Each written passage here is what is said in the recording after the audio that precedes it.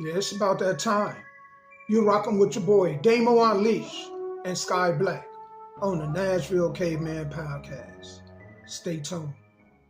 Falling on the whip with the crystals on the side. Doors flip up, yeah, we call it suicide. Creeping like a spider every time that I ride. Yeah, I smile at my haters just to fuck with their pride. All so dope that they true tell a lie. $1 million dreams make a broke nigga high. Dudes get mad when they really say hi. The paint so wet that it make a pussy slide. Some rooftop with the wood grain grip. Ain't even raining, but the paint still drip. I'm not even traveling, but baby, I'm a trip. So she riding up the mountainside just to see the tip. Top of the world, that's what they ain't wanna be. Riding in a battle, adding to my legacy. Crystals on the chrome, yeah, the body so G. I'm a stunt so hard, niggas can't stand me. What is going on, everybody, man? Welcome to the Nashville Cavemen podcast. I am one half of your host, Damo Unleash. Welcome to the show, and I'm gonna roll out the red carpet for a good friend that I consider like a brother of mine. The red carpet is yours. Man, how's everybody doing, man? These Tuesdays, they come around, man. I'm so happy to be here. I'm glad that we are blessed to wake up to see another day, another week. You know, I enjoy doing this show, but like you said, my name is Scott Black. I'm a music publisher, and I'm also a pro wrestler. On the music part, shouts out to a girl, Jessica K. She hit me up on Facebook. Did she send you a friend request too? Yeah, I'm so glad she's back. Thank you, Buzz in the Street. Shouts out to you, Jessica. I'm so happy for all the blessings God has given you. So tonight, the D Bling Radio Show, we'll be playing tonight, all new music. You can tune in at offtopradio.com. That is offtopradio.com. This weekend, Hard Hitter Radio will be playing, so you can go on the website and see the schedule when he's going to be doing it. And then after we play the music, we put it on offtoprecords.net to stream for you to listen to, purchase, whatever you want to do. And then when we're done, we hand it over to Mr. Damo here, and he does your interviews and put your name in the hat for male and female artists of the year. Congratulations to whoever our first inaugural winners will be. It's in December, right? At Damo? Yep, it's in the end of December. Right.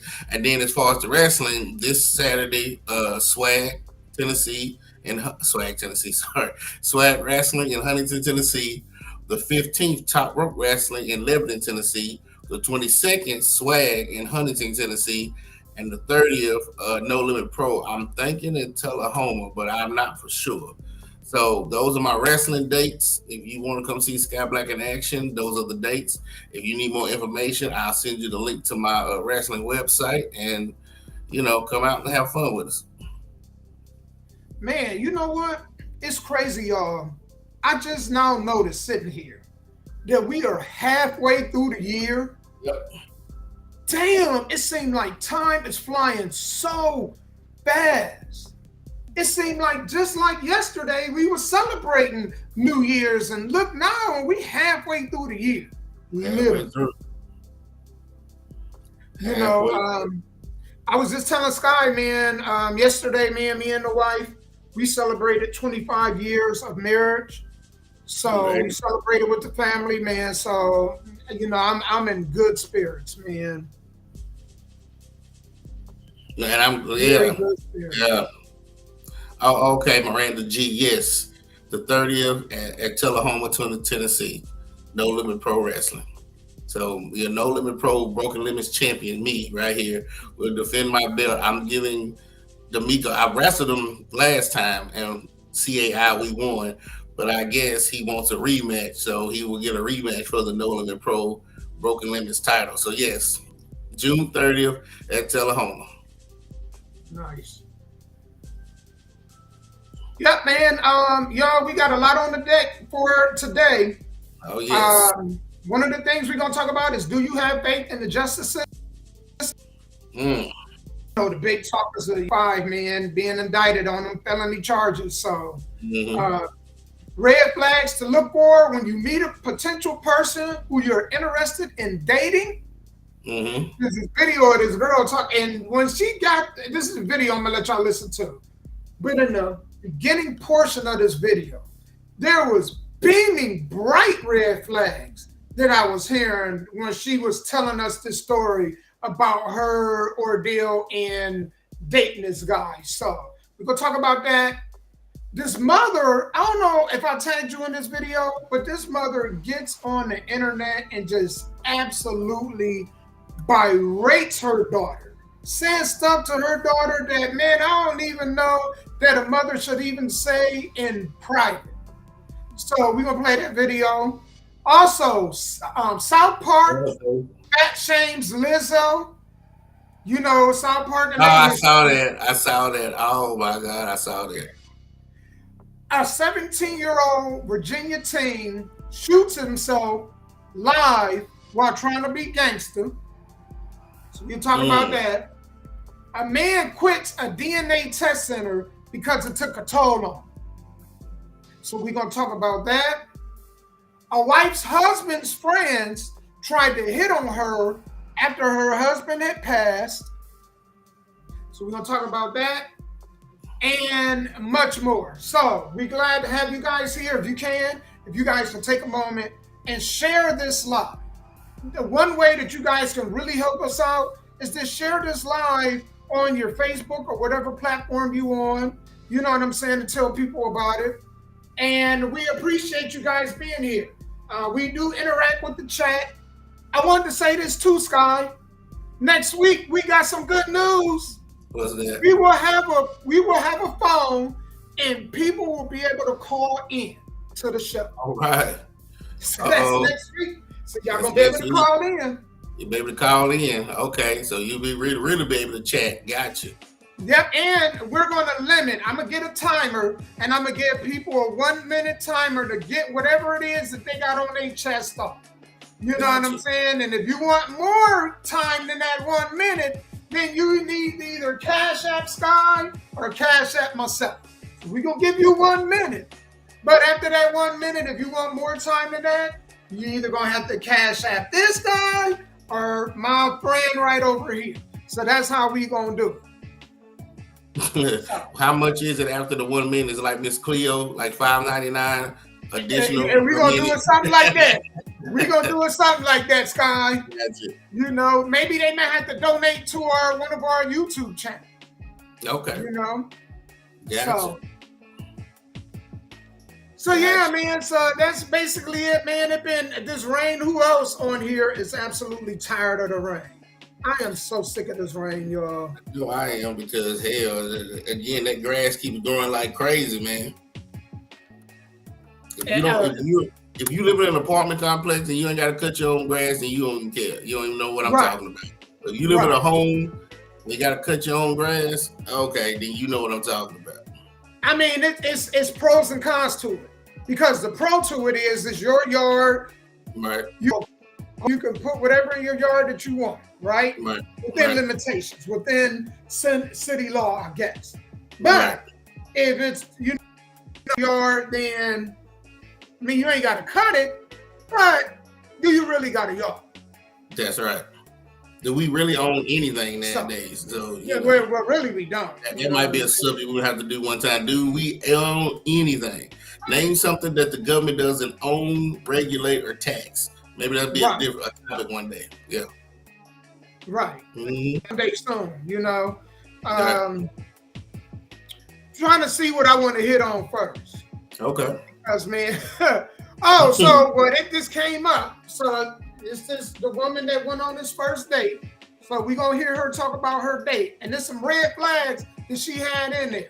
So I may stop it in between. I may not. But without further ado, hold on. Let me go ahead and get this on Bluetooth right quick. Radio. Bluetooth. All right. So let me see if I can get this on. All right. So it's connected. Publicly, because I do feel concerned for my safety. And really wants to teach you from them giving the attention that they're so desperately looking for. Hold on. 2 weeks ago. Because this is not the level that I want it to be. So I'm assuming that he's following. Let's go ahead and cut this music off right quick. There is some wild things said and discussed in this video, because what I'm about to tell y'all about is literally mind-blowing. Like, I know they said the dating thing got a little bit of opinion in it. Can you hear this? A little bit, yeah. Not a lot, but just a little. All right, so let me take this out and see if I can. I've already contacted the police I just feel like I need. Hold on, let me take it off Bluetooth. On Hillary. So desperately looking for. 2 weeks ago, I went on a date with a man named Jerome King. Jerome messaged me on Bluetooth connected. For a while, I did not become aware of him until he messaged me a couple of weeks ago. I think this still is low, so I may have to play it elsewhere. Trigger warning: there is going to be some wild things said and discussed in this. Still low? Because No, I'm here. all about is literally mind blowing. Like, I know they said the dating pool got a little bit of pee in it, baby. This is acid. This is acid in the pool. Okay, one. Before I get into the story, I just want to say I've already contacted the police. I just feel like I need to tell this publicly because I do feel concerned for my safety. And this person clearly wants attention, so I'm going to give them the attention that they're so desperately looking for. 2 weeks ago, I went on a date with a man named Jerome King. Jerome messaged me. She gave out his government. That he's followed me for a while. I did not Lord hear have him mercy. until he messaged me a couple of weeks ago. He asked to take me on a date. Me being newly single, clearly unadjusted to what's out here in the world. But I decided, sure, why not? I know that I have a large social media following. I'm not the type of person that's super caught up in that, but I forget that not everybody feels that way and not everybody recognizes that social media is just a number and people are just people. Jerome suggested that we go to Nikki Beach or Komodo, which if you're not from Miami or familiar with, both of those are really nice restaurants. Nikki Beach, I was already familiar with. Komodo, I was not. So we initially decided to go to Nikki Beach, but it rained that day, so we changed our plans and decided to go to Komodo. Once we got to Komodo, overall, I would say I had a decent time. There were some things that happened that I was a little concerned about, but at the end of the day, it's a first date, so it's not like I'm going to be like super picky about these things. I feel like we're just supposed to be getting to know each other, having some fun, enjoying each other's company. And for the most part, I did enjoy his company the first time that we hung out. After we finished eating at Komodo's, he suggested that we go to a bar around the corner. So we did. I told him that it had to be fast because the valet was going to end and I had my car in valet. He said it was going to be fast. We ended up going to the bar. While we're at the bar, he's saying some things to me, that indicate to me that he's very interested in me, such as, he wants to give me 3 kids and like he's, just a lot. So hold on. Did you just catch that part? Yeah, he wants to give her 3 kids. Now that is a red flag right there on the first date. You tell a woman you want to give her 3 kids. I mean, the date should have been ended right there. I mean, man, some of y'all dudes is real bug. Yeah. He told a woman that I want to give you 3 kids on the first date. Well, they went to the bar. He started drinking, so that's what they call honest juice. He's drinking that honest juice. So he's thinking I ain't gonna beat around the bush. I'm gonna let you know what my intentions are. Man, you know what I'm saying? Like, how did that not register with her? I mean, I ain't the brightest crayon in the box. But how does that not register with you that that's a heavy red flag? That a person would even build up the confidence to even say that to you on the first date. Mm-hmm. So we're going to play the rest of this and let's see how this goes. Okay. It's crazy. Tried to kiss me and I politely turned. And then he tried to kiss her. Because, Man.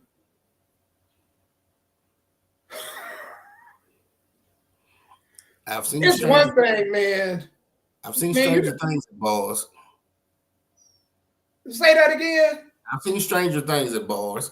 I mean, him trying to saying he wants to impregnate her on the first date, and him trying to kiss on the first date. That's like a Tuesday at a juke joint. And for those that don't know what a juke joint is, look it up. Man, that is hella desperate. You know what I'm saying? Like, that is hella. I'd be afraid if a chick was like, on the first date, could you imagine going out? I don't care what she looked like. She said, I want to have about 7 of your kids. That's ending right there. You hear me? Right. I'm sorry. Yeah, I don't even want to hug you good night. I'm scared you might get pregnant if I hug you good night. So, And then where did 7 come from? Like, is she trying to start a basketball team or something? Man, even if she said 7? 3, you know. Okay, 3. There we go. I'm still afraid. I'm afraid, man. I mean, I'm afraid. On the first date, because now I'm trying to figure out what kind of stalker am I dealing with here. Well, she said she had a huge social media following, so he must have been one of the people that follows her and probably slid into her DM and asked for the date. Man, y'all, let's play some more of this junk. Ain't no way, but let's hear more.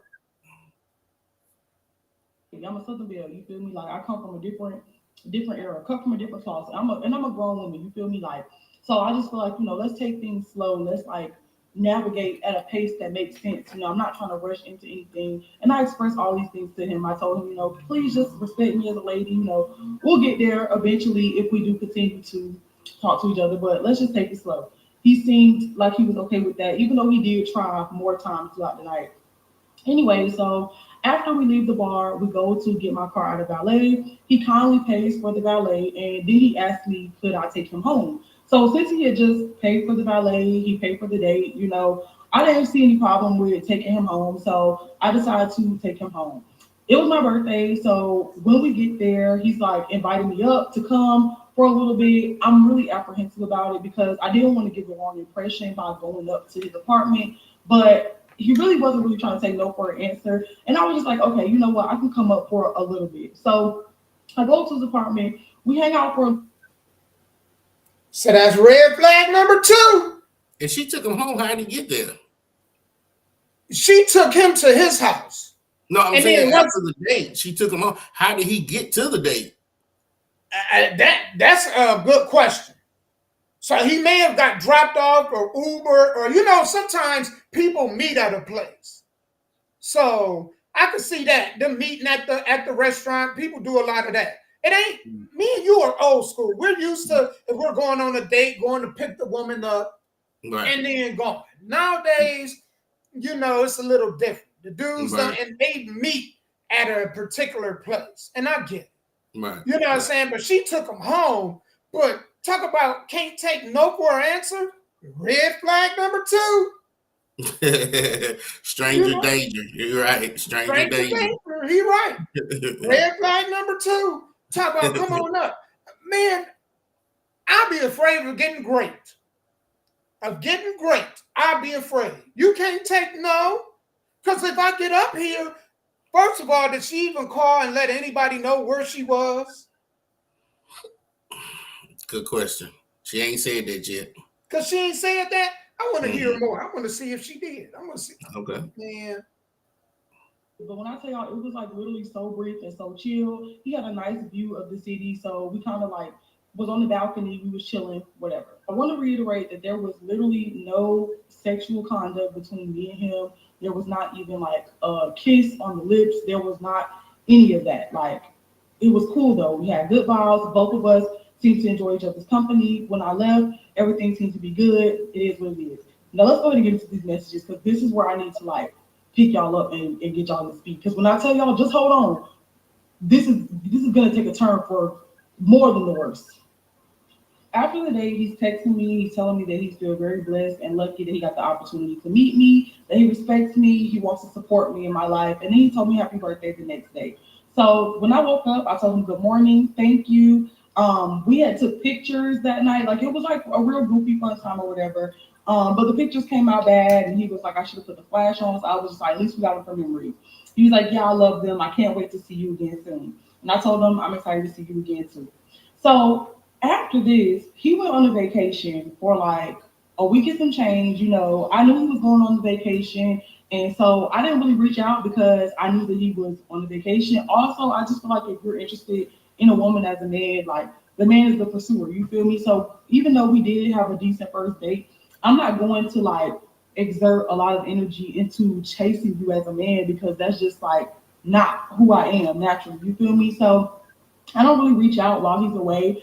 But while we were at our first date, he was saying that he was already planning our second date. Like we were supposed to go on a date the Saturday that he got back. He got back on a Friday, which was yesterday.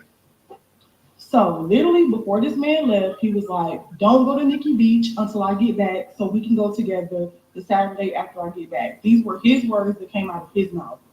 So Friday, I texted him and said, "Safe travels today." Literally, that was the first time we had spoken since our date. Super chill. Yeah. He responds back. He's like, "Thanks, boo." I don't respond to that. You know what I'm saying? No, I don't feel no type of way or anything. I just didn't see any reason to respond.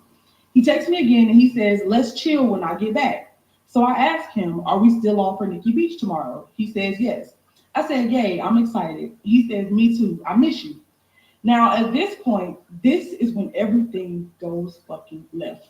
One thing about me, like, I like to be very genuine in dating. You feel me? I feel like a lot of people try to love bomb, they try to like gaslight each other into a relationship, into a situationship. And I'm just not with that. Like, I'm all about like genuine honesty, transparency, etc. And the reason I say that is because I'm like, okay, you don't really miss me because you've been on vacation for a week and a half and I haven't heard from you. Like, even us talking right now was because I hit you up and said safe travels. You feel me? Now, I didn't take that as that he was not interested in me. Like, I didn't feel that way at all. I just felt like, I mean, you don't really miss me because if you missed me, you would have reached out. But, that's neither here nor there. I feel like you shouldn't miss me. It doesn't matter. Like, we only went on one date. I don't really care.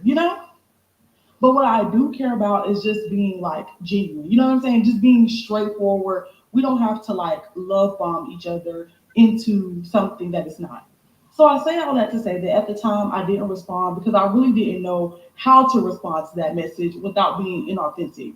So he texts me today and is like, "Hey," I told him, "Hey, sorry I didn't get back to you yesterday. I was working last night." Now, honestly, I wanted us to have the conversation about the "I miss you" thing in person because I felt like communicating through text, it can get a little tricky. But he responded back, "K," which let me know that he felt some type of way about the fact that I didn't respond yesterday. So I was like, okay, you know what? I guess we just should have the conversation now. Get it over with. It's no big deal. So I text him back. I say, "Also, I didn't really know how to respond to your message since I hadn't heard from you in a while." That apparently was the worst thing that I could have ever said. So let me let y'all know now, it's going to be a lot of text messages, a lot of audio messages, a lot of things coming after this. So he responds and says, "You don't know how to respond? What message? American women so crazy. I took you to a nice ass restaurant and you saying you don't know how to respond, but you responded with Nikki Beach. That means you're not really interested." I said, "That got really aggressive out of nowhere because what do you mean American women? Like, where did all of this fresh and fit talk come from? Okay. You said that you missed me, but I haven't heard from you the entire time you were gone, so I didn't know how to respond. I had a great time before, and I was looking forward to getting to know more about you, but I'm definitely not interested in this behavior. Because once you start saying certain keywords, certain little, terms, that lets me know what you be watching, what you be on. And honestly, there were some signs. There were some signs, and I ignored them. I'm not going to lie to y'all. Duh. But we're taking it too far. But baby, little did I know, Jerome was just getting started. Okay, he was just getting started with me. He responds, "You're not interested in me at all. I have not heard from you either. You could have texted me too. It goes both ways. I feel like you just want me for a free meal. I'm not interested in that behavior. I want someone to have fun with without having to spend a bunch of money every time." And then she says she's not interested. So I say, I was the one who texted you safe travels and started the whole conversation. You suggested both the restaurant and Nikki Beach, not me. And the first time I don't respond, you insult me.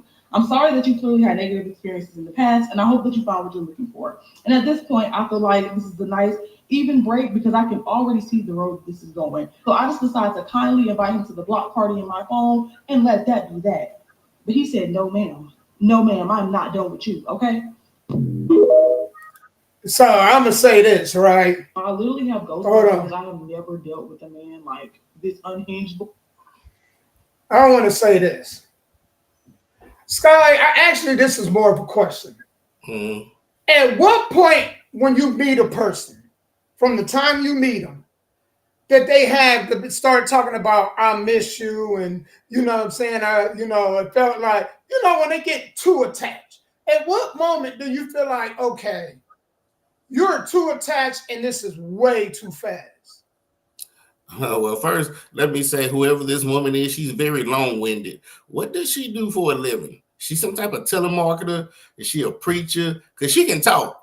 I don't think I heard her take a breath the whole time she was talking. So she's very, very long-winded. You know what I'm saying? You know how some people just get to the point. She makes sure she stretches it out so you'll know what the point is, right? But I guess it just depends on the person, because I've been on both sides. I've been on one where it takes forever for her to say what's on her mind. And then I've been on the side where shit, I've been, like I said, at a juke joint, I've been one of those. Well, up front, they telling me up front, hey, if I see something I want, something I like, I'm going to be honest up front right now about everything. So to me, I don't know if I could blame dude. I don't know if he was saying it sober, if he was saying it drunk or whatever, but some people like okay, I'm interested.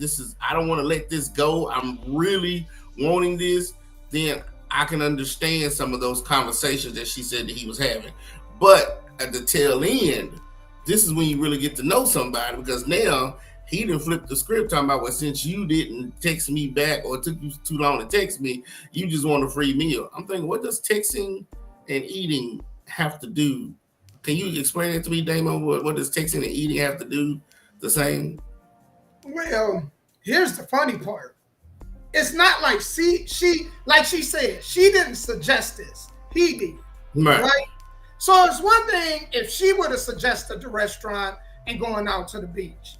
Right. But it was him that suggested it. So first and foremost. Second of all, brother, you on vacation, right? Enjoy your vacation. Why are you worried about her calling you or texting you and not texting? You're on vacation. It's one thing if you was at the house, you know what I'm saying? But you on vacation. She ain't gonna bother you and you on vacation. Correct. Dude, you only been out with her one time, brother. Not only have you only been out with her one time, but you hardly really even know her to say, I miss you. What do you miss? What are you missing? To say, I miss you. Or even, I love you. I would like that, man, for the people that's watching. What's the fastest that somebody ever told you that they loved you? And probably caught you off guard. I've had somebody tell me that under a week, and I was caught off guard. I'm like, damn, what do you love? I'm scared. You know what I'm saying? That shit scared the hell out of me. I love you. Man, you don't know. Man, you just only know me a couple days. Well, you know, for me, and the way I associate love with women is, somebody told me a long time ago, when you love something, it's yours, right? Like I love these belts, I love these cars, I love these. Like when you love something, you want ownership of it. So he was saying, be careful when a woman tells you she loves you, because now you're hers. Because every time, like I remember my daughter was young and she loved this little baby doll. And when she would have friends come over, she'd be like, mine, my baby doll, my baby doll. And I was like, why you don't want to share Kiana's mine? Because I guess because she loved that baby doll, she didn't want nobody else to have it. So when them girls told them that they loved you, Damo, that means if you tell them you love them back, you're theirs now. There's no more going astray. Not 4 days. Not no 4 days. It's one thing if y'all was talking a while and then, you know, y'all was getting the know each other, and then you just realize after about a good 4 or 5 months, dang, I really, you know, but damn, man, 4 days. So you don't watch them shows like 90 Day Fiance, huh? Or man, them nuts. Yeah, I watch them nuts. Huh? Yeah, I watch them nuts. I be like, look at these crazy folks. So there are people who can fall in love and love at first sight, right? The first time a woman sees you, she's like, oh, I love him. They just don't know where it came from, right? According to those TV shows. That's infatuation at first sight. That ain't really love at first sight. So that's infatuation at first sight. Gotcha. So being infatuated with a person and being really in love with them, them two totally different things. You know what I'm saying? But man, that's the first sign to me that you need some therapy. I'm sorry, man. Man, people might disagree with me, but man, that's the first sign you need some real therapy. You know, you don't even know the person's color. You don't even know their favorite color. Talking about, I love you. What do they do for a living? What's their credit stuff? You know, what do they do for a living? Yeah, that's true. I agree with some of that. You're right. You should get a chance to know people, but it's so many folks in this world that everybody thinks differently. So I can't be that to me that wouldn't be a red flag. If this is how they was raised and taught in their community that hey, if you feel this way about somebody within 1 day, 2 days, 4 days, a week, a month, be honest and let them know. Now, most of us, we like, hold on now, you love us. We just had a drink Tuesday night, and then Friday, you love me. Yeah, most of us would be like that. You know what I'm saying? But there are some people in the world that's just, hey, you know. I agree with that. I agree with that, Sky. You know, some people are just raised different. You know, we all raised differently. You know what I'm saying? Yeah. But it's just your definition of love and being in love. Like I ask girls all the time, what's the difference between loving somebody and being in love with somebody? Because I still don't know the difference between the two. So maybe if they told me they was in love with me in 4 days, then that probably would scare the hell out of me. That probably would be a red flag. You know what I'm saying? Right. I don't know. Yeah, it's fair me. I mean, if you say, you know, I get it, and that word isn't to just be thrown around nonchalantly. I don't think that's a word that you could just throw around just, you know, for the sake of it. But man, that's the shit out of women. Because I mean, you know, you tell your homeboys, hey man, love you, be home, be safe, whatever.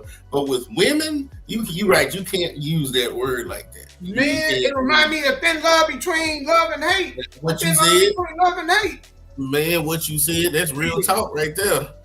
Martin Lawrence had to eat those words, didn't he? Man, I think about that shit all the time. I'm so glad I ain't got to worry about that, man. You know, because they go from day 2 to I love you to day 3. Who was that calling on your phone? That's my mouth. You know what I'm saying? Like, it's a bit too much for me, man. That is, that, you know, that's the one thing I tell folks, whether no matter what spectrum we on, I only have one mama. Do not try to be my mama. I hate that with a passion. Where you been? Who you talking to? What time you coming home? Yeah, where you going? Yeah, I could have sworn this was in my name. Like, who you know what I'm saying?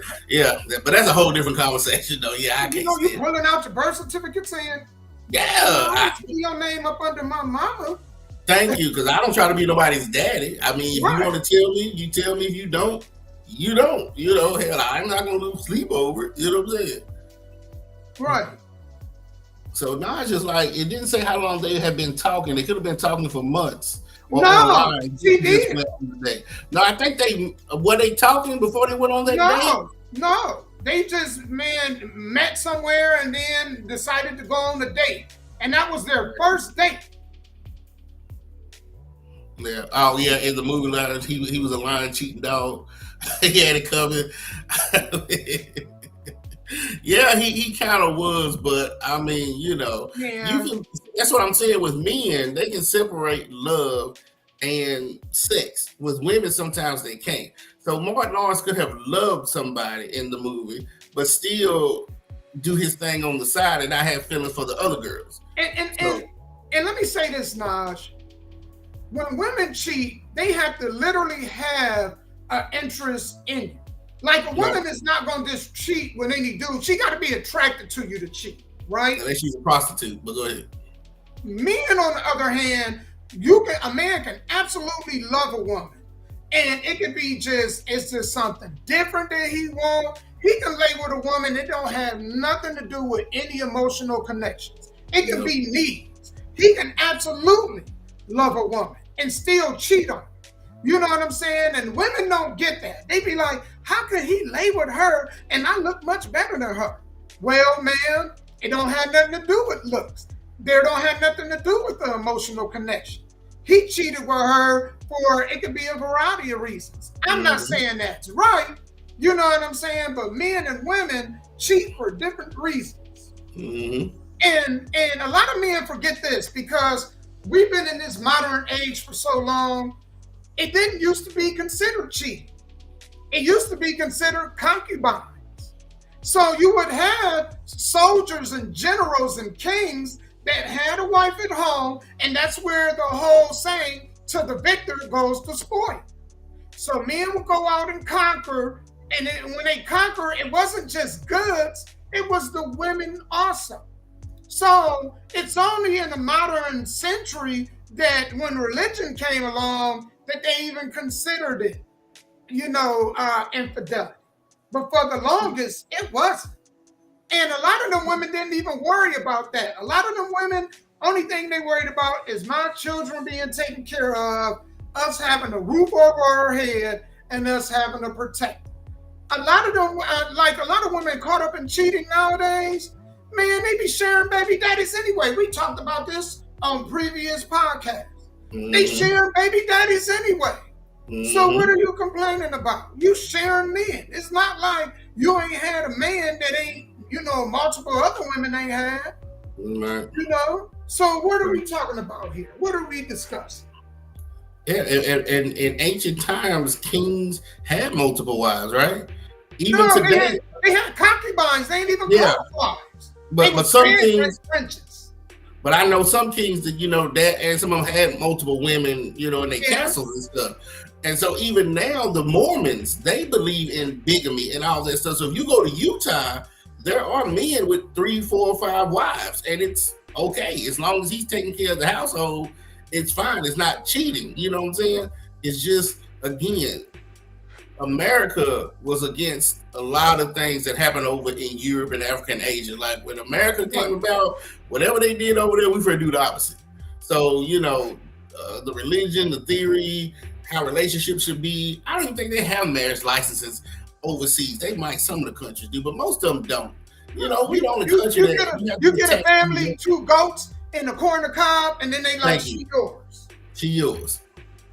I've heard soldiers say that they've had sex with women in Korea for a bucket of chicken. Like, that's just how bad it is over there.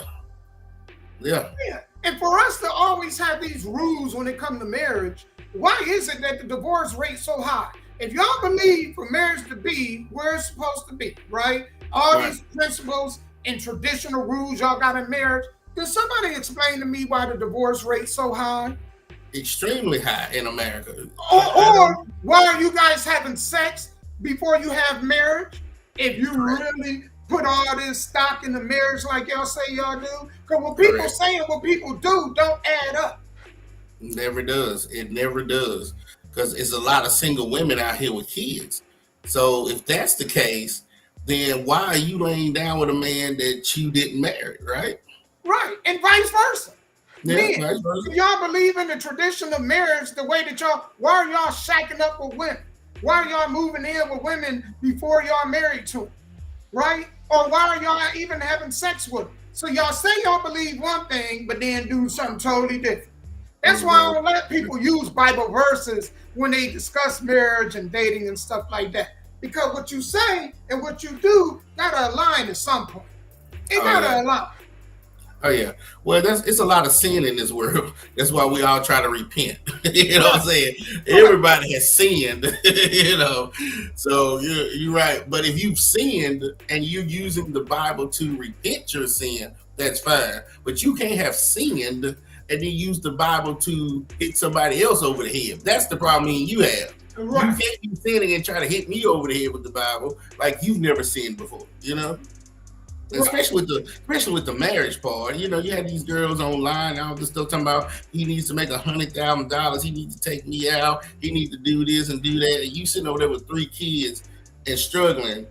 You better hope that the dude down the street working McDonald's even want to talk to you. Man, you hear me? We gonna jump ahead. I hope I can get this on the screen because I got this set up. I thought this was real crazy, y'all. This mother berates her daughter. I'm like, damn, man, how could you talk about your daughter like this? I can't imagine getting on and talking to my kids like this. Let me turn this volume all the way up because I want y'all to hear this. I want y'all to hear this good now. Volume. All right. 65. Volume. 65. All right, here we go. We turn up our little dance music.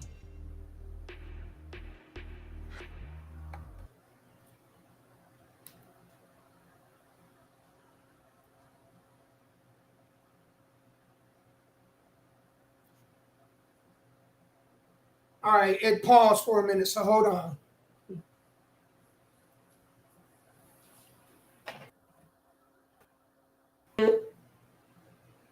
Unmute.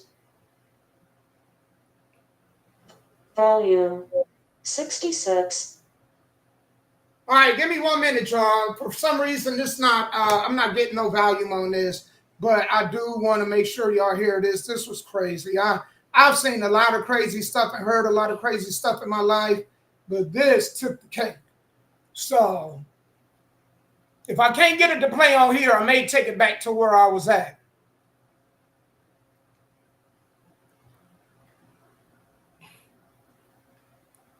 We are on Facebook with this. So the video is on my Facebook page.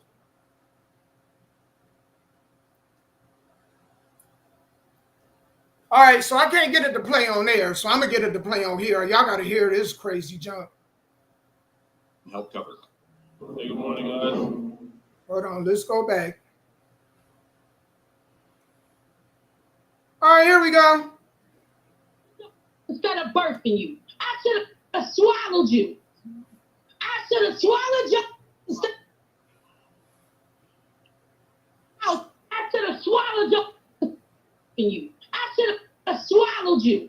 She talking to her daughter. I should have swallowed you instead of carrying your little. I got sick of you going in and out, sucking everybody in top. Oh. Everybody in the hood done had your. Let's talk about it. Everybody in the hood done had your mouth ain't tired yet, sis? Huh? It's your daughter. Mouth ain't tired yet? You ain't tired of sucking a couple of dollars? Huh? Oh. Huh? Didn't somebody drop your homeless off at the hospital? And I came up there. Me and your auntie came up there to save your little. The whole hospital smelling like feet and fish. Let's run that. Talk to me. And everybody, everybody from the north, the south, the east, the top. On my age at least. Because all y'all little kids know how I play. Everybody in the hood knows I'm a good person. Everybody knows we'll go so ham on their mother. You know, disrespect our bond papers. The model 2 bonds. $50,000 bond and $75,000 bond. It makes sense. If you're gonna run around and try to disrespect your mother, the that's been here through it all when you was hiding in stuff and I was alive too. When you was stuck in at the age of and the mother. Oh, let's talk about it. Let's Oh my, I would hate for this. talk about it. Because you're running around here trying to my name. I have never said so pretty since you've been gone, honey. I'm a fed up mother. That's what I am. Every parent gets fed up with their. I am tired. And I'm tired of you going around lying on me. I am sick of it. That's why you ducking and dodging. Let's not play hide and seek no more. Let's buckle up, mother and child. And I promise you, I will end your. I'm fed up with you lying, conniving, smelly, dirty, filthy. Let's talk about it. That was very embarrassing. I'm gonna be honest with you. I do hope that you know what? Hey, on my end, like I told you the last thing, that was a Tuesday night at the juke joint. What that woman just said to her, that was a Tuesday night in Edge Hill. So I have no comment. That's all on you. Everything she said, that is a Tuesday night where I come from. Actually, from the old women that I grew up with, she sounded like a choir woman. Actually, wow. I'm serious. Well, I grew up, you had to have thick skin. Because we had 3 ladies named Miss Margaret on our street. That I'm telling you, that is that all she said? Oh, okay. Well, here she good to go then. You know, she ain't getting beat up, she ain't getting ripped on, she ain't getting kicked out the house. That's all that happened to her. Oh, she'll be all right. Man, I'm just gonna say this. and you do that to your kids, Oh, child yeah. services should be at your door. They should have been at my door back in the 80s, but they didn't do it back then like that. Now they probably at your door. But back then when I was coming up, no. That there, oh shit, that was normal. Hell, They should be there taking the kids, taking food stamps, your housing voucher, all of that. All of that should be taken at the same time. You know what I'm saying? Mm-hmm. I'm quite sure, looking at this mother, I could tell you, I would be shocked if she ain't surviving off the system. Is that the one? Is that the TikTok one where the black woman is sitting there? I don't know, but I got this on my page from Is this the black woman with the black hair? The black hair? The black hair or somebody different? No, it's one of them with black hair that I had that was berating her son. Okay, well, that's the one I'm looking at. The one that's berating the son. I don't see the one where you just played, so I have to look for that one. Yeah, you have to tag me in it. You have to tag me in it later. Okay, but yeah, this one, she got blonde hair.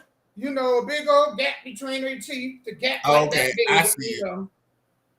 And the nose, you know, when them nostrils pulled up like that, you know you're dealing with pure evil. You're dealing with a bull.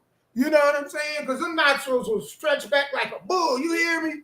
You know, that mama, look, man, she remind me of, what's the one with Precious? That mama, with Monique played that mama, she was like that mama. You know? Yeah, I see. And when you get the mamas like that, man, the children's service will come through taking the kids, housing voucher, food stamps, everything. You know, because hell, you should be grateful to that kid because that kid is the reason why you got a place to live. Talking to your kid like that. How old is the child? Well, say that again. It didn't say, but she had to be like somewhere in her teens or late teens. You know. Sometimes, man, I know modern people. I know y'all new people born in the 2000s. I know some talking like that too. Y'all not used to, but somebody who's used to this. Yeah. Sometimes you needed that. It would be better for you to get embarrassed in your household than to go out into these streets, into this world, and have a stranger embarrass you. Because sometimes you needed to know things like this and be talked to like this. So this way you learn your lesson, because at least in the household, it's just you and your mama having this conversation. You go out to public, to a job, to the ballpark, to whatever, doing this. Then you got the whole world talking bad about you in your face and behind your back. So again, Naj is saying that it wasn't a little girl. Yeah. Naj is saying that it wasn't a little girl. It was, I guess, so Naj, was this a grown-ass woman? Because I'm going to say that to say this. Some of y'all, man, there's some parents out here, maybe some of y'all even watching. Y'all be talking to y'all kids like that. Man, let me tell you something that's real. Like, I believe in karma. And the cycle of life is karma. And I had a dog speak to me like a child teenager. Okay. So let me just say this. But hell, wasn't everybody born in South Nashville, Faith? Yeah, you just got lucky. Man, of course. I'm gonna tell y'all like this. Some of y'all be forgetting. Some of y'all gonna go back to infant stage.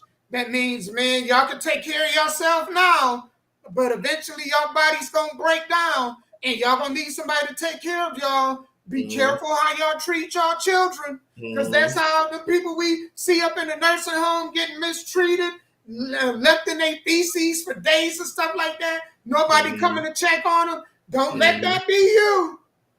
Make sure you remember how you treat your kid could come back and your kid could treat you that same exact way. And just you know what the bad part about it is? Even if you take care of your kids, they might still treat you that same way. Happen. You're right. You're absolutely right. So people have kids hoping that when they get 89 years old, they will be taken care of. You know what I'm saying? So, man, it's just a sad road. But you know what, Sky? Here's the thing. You're absolutely right. But here's a difference. Some people do the bare minimum. And they think doing the bare minimum is going to get them special care when they become of age. that the kid going to be there. Kids recognize that. They know when you're doing the bare minimum. What do I mean by the bare minimum? Yes, you feed them. Yes, you put clothes on their back. You put a roof over their head. But do you respect them? See, that's totally different. Do you respect their thoughts? Do you respect their opinions? Do you allow them to have a voice? Do you support them? Are you somebody that they can come to in a time of emotional need? See, it's a difference. And a lot of us as parents, we think, well, you know, man, I did the best I could. Well, if your best ain't good enough, you can be one of them parents in a nursing home, let them diapers also, doo-doo and peeing on yourself for 3 or 4 days, and you saying, well, I did this and that. I paid for my kids' schooling. Yes. But did you have a relationship with your kids? Taking care of your kids is one thing, but you really have a relationship with them. Like if I was to ask you and ask them about your relationship, would I hear the same exact thing? Right. And again, sometimes it's just the roll of the dice. Because this lady, again, I've known folks like that talk to their kids and their grandkids like that. And when they was on their deathbed, they still took care of them. And I know folks who treated their kids and grandkids like gold, and them the ones you talking about are sitting in the nursing home because they what they call affluent kids. They only think about me, right? Well, they So if you raise your child to be selfish, I guess. Yeah. When you get 80 or 90, they're gonna be selfish. Why am I gonna visit Big Mama in the hospital? Hell, I don't even go in there. I go to the club. But then women like this, who's talk bad to their kids and their grandkids, when they get of age, they like, it hurt my feelings as a child. But now as an adult, I understand what she's saying. So I'm going to go back and help her on her last days. So again, it just depends. Because again, as a child, we had to have thick skin.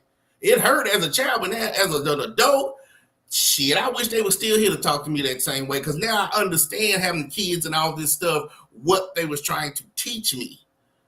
So I hold no grudges. I hold none.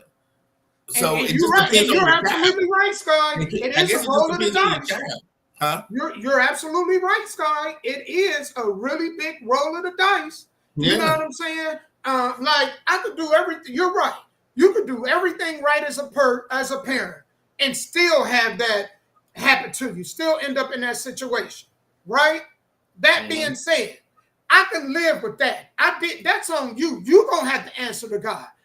If I know that I create a connection with you, but then again, what I think is the connection that I built and their perception of it could be totally different. And that's the gamble part. My perception of our relationship, their perception of our relationship, totally different. But you're absolutely right. It can happen either way. Either way. So, all you can do is, if you feel like you've done all you could do with what you had, then you can go to bed at night. And I believe that when you get 89 years old, God will take care of you on your last days. But back then, you got to realize, so the 60s, 70s, and 80s, all these women knew was working hard, right? Right. They were being mistreated by their husbands at home because them motherfuckers was cheating.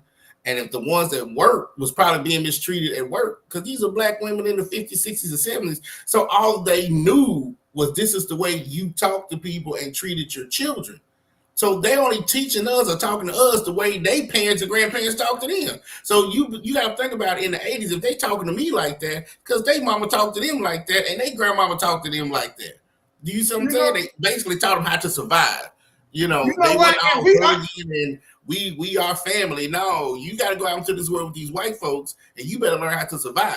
Damn all that shit. So this is why I'm talking to you the way I'm talking to you. It's going to hurt now. But when you get 30, 40s, you be like, okay, I understand what you're saying. And that's how I took it. And with me, let me tell you, because, man, in my household, through generations, you get ass whoopings. Yeah. You got ass whoopings. Yeah. Something broke within me that was like, if I don't build some kind of line of communication with my kids, I'm never going to have that. So at some point, I whooped when my kids was young because that's what I was, that I thought what being a parent was. That's what I thought discipline was. And then I learned, you know what? They're going to come to an age where what happens when they come to an age and I can no longer whooping, where whooping doesn't work. Then what? And so at some point, I just quit whipping. And I was like, you know, I need to talk to you like you a peer because I need you to understand.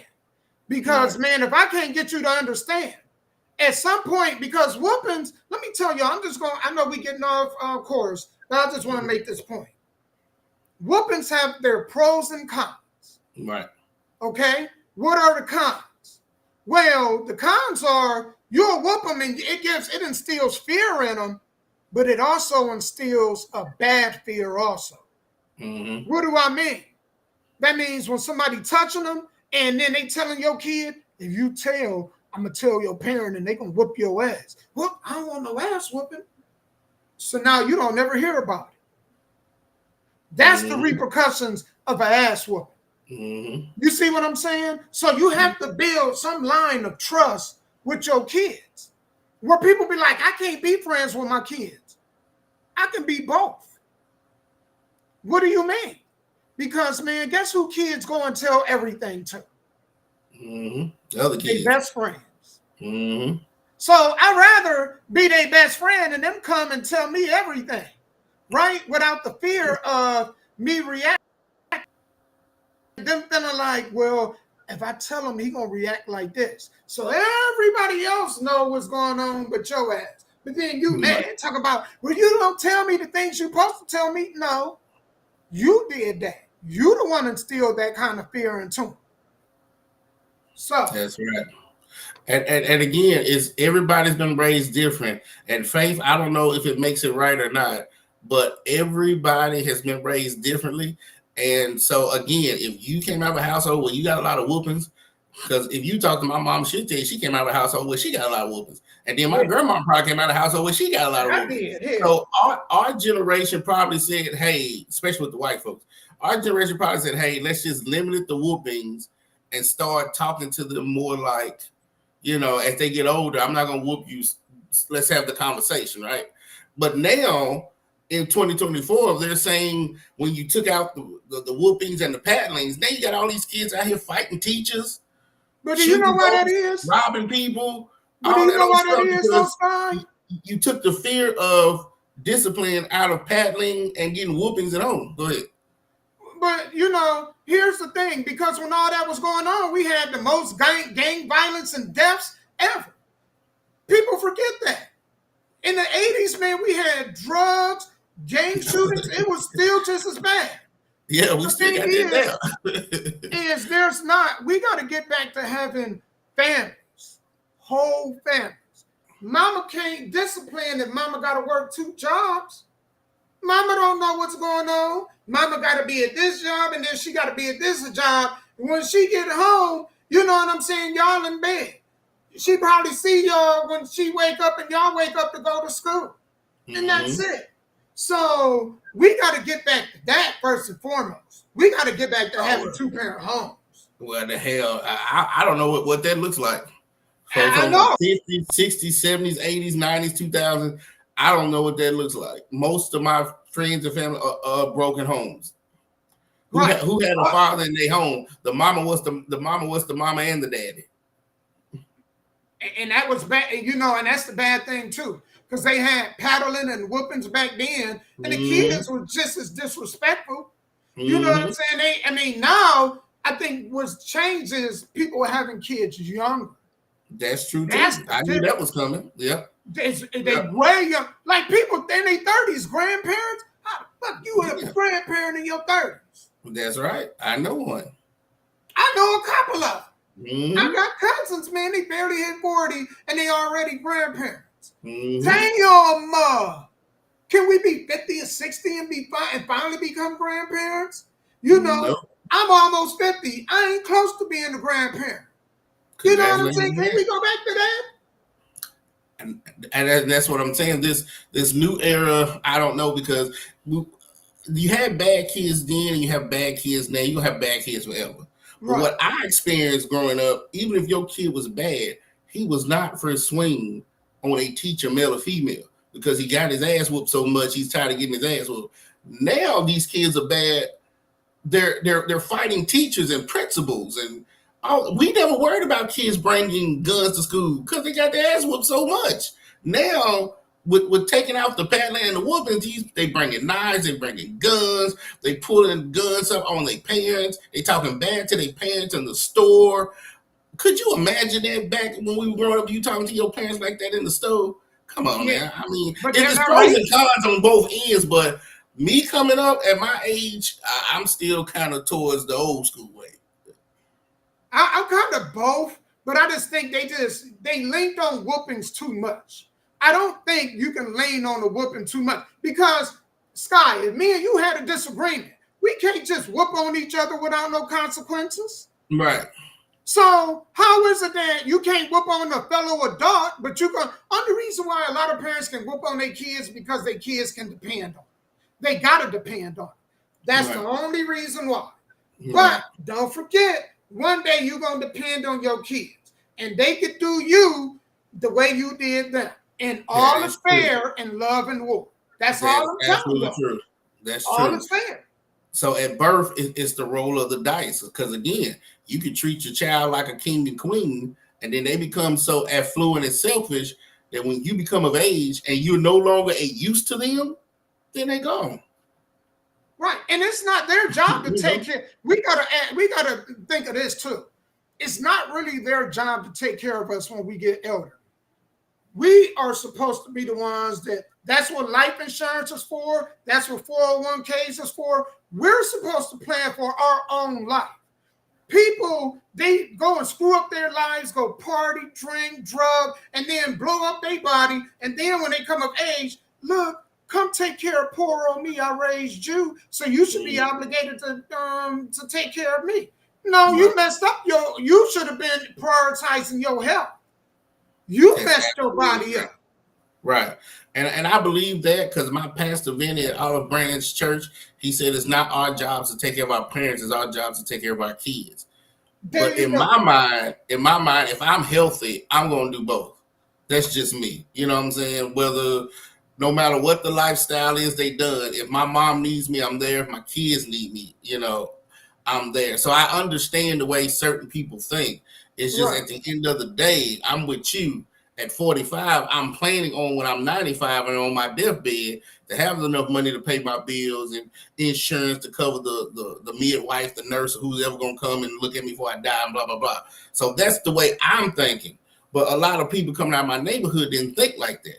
Even with all the butt whoopings, they still got into drugs and having all these babies and going to jail and dropping out of school and all this stuff. So whether you whoop kids or not, when they get in the ninth grade, when they turn 14 and get ninth grade, they are who they are right then and there.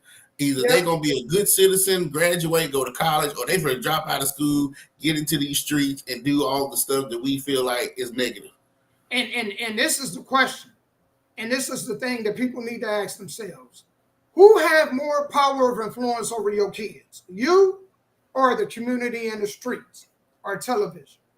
Because that's really what it comes down to. That's really what it comes down to. You're right. Either nature or nurture, right? Nurture's in the home, nature's out in these streets. And I have friends at such a young age, they got what they were looking for out in these streets. And they had a two-parent home, Damo. They had a two-parent home. Now, the mom and the daddy might not always got along, but they had a two-parent home. But they still got it out in the street. But it's more than just... And I'm trying to get people to understand this. It's bigger than having a two-parent home. It really comes down to who has influence over you. Right. I can have both parents at home, but both of them working all the time. If I'm out in the streets, then what value does having two parents in the household and neither of them really home? Either one of them is poured into me where I'm really, you know what I'm saying, where they have any influence over me. Am I going up saying, dang, man, I learned this from my dad or I learned this from my mom? Or is it just, well, yeah, both of them, I had two parents when it was dinner time, but other than that, dad went over here and was doing this and mom was over here and I was fending for myself unless I got in trouble. That's true, too. Again, it's so many variables and faith is like, without belittling your child like this mother did, well, you don't know how that mother was raised. So we're talking about how the mother talked to the daughter. Hell, her mama probably talked to her like that. And then her mama probably talked to her mama like that. Right, because we ain't that far away from slavery. We are, but we ain't.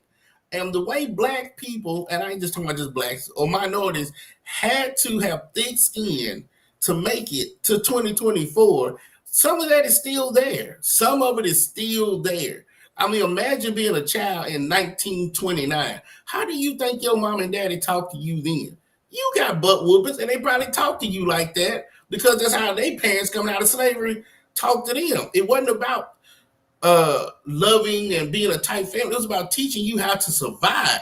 Now, I think we're in a situation where you can be a tight-knit family, right? You can have the mom and the daddy. Y'all can have dinners together. Y'all can be a loving family and survive. But you got to realize coming in, by the time I was born, slavery had ended, 110 years ago? No, so what did they still know? going on today. That's what I'm saying. But that slavery, that slavery they teach in school had ended 110 years ago. That's not a long time. So this is all these black women and some black men knew. So I can't get mad at how they taught us or what they had to do to raise us if that's all they knew. Like you said, a lot of parents don't leave us nothing, right? Well, how they parents to leave them nothing? What did they know about insurance and life insurance and stocks and bonds and all? They didn't know nothing about that stuff. They just knew to work till they died. That's it. You know, but us, me, you, Damo, Faith, all of us, we're in a generation where we can break that now. Now, you know like what's so sad about your daughter, you taught your daughter how to save money. You know, all this stuff. We are the generation that needs to break that. And you know what's so sad, and Sky, you're absolutely right. You know what make me real feel sad about it? Mm-hmm. If you look at some of the way that we treat our kids, the way we feed them, everything, it is like slavery. Feeding them, we still eating, the leftovers from pigs. The same way in slavery. Yep. Right? That's what salmon is. Man, most of us that whoop kids, right? Well, most of y'all don't whoop kids no more. Most of y'all that whoop kids. Y'all, I grew up in this. Where was always a race car track or a mug being thrown at you or a extension cord or switch. And it was always done out of anger. It was never in love. It wasn't like you was getting a whooping and you looking up at your parent and they had a smile on their face. Right. You know what I'm saying? So a lot of it, just like the slave master, it was done out of anger. A lot of us, man, you know what I'm saying, do it out of anger. And when you get done whooping, do you actually ask the kid what message or what did they learn from that whooping? Do you really even do that? Or do you just, you feel satisfied and you go about your business? No, about the business. Yep. So it really comes down to the lesson. Then what if you in a neighborhood where you do something wrong and the neighbor whoops your butt and then you go home and you get a butt whooping? What lesson did you learn then? You done got 2 whoopings in less than an hour. So what did you learn then? Right. Because that used to how it be. You know what I'm saying? Mm-hmm. But man, we're gonna move over. I know I'm gonna play a song right quick. But there was a guy that worked at a DNA center that it got to him. It took such a toll on this dude that he had to quit. And I'm going to play this video of why. But before we do, me and Sky, we already been through an hour. That don't even feel like an hour. No. Jesus Christ. No, and thanks to everybody who's been still with us. You know what I'm saying? Thank y'all so much. Keep up with the comments. Keep up with the comments. Share, like, let everybody know we live right now. All right, y'all. We're going to go ahead and take a quick break. This is Dominique J. And when we come back, man, we're going to talk. We're going to have some more discussion. So thank y'all. And share the live. Please share the live. Y'all will help us a whole lot. Thank you.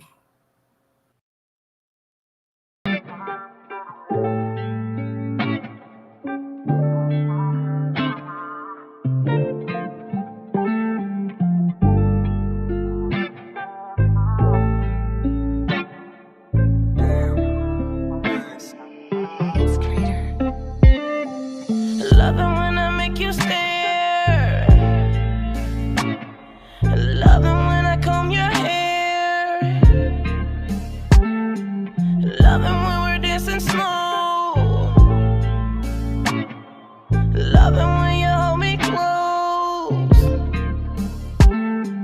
I just need a little time, and I'll make you mine. You're so you're so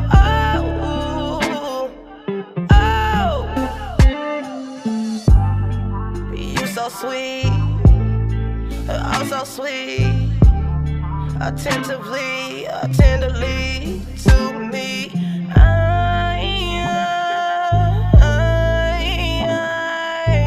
want you to know that I love you.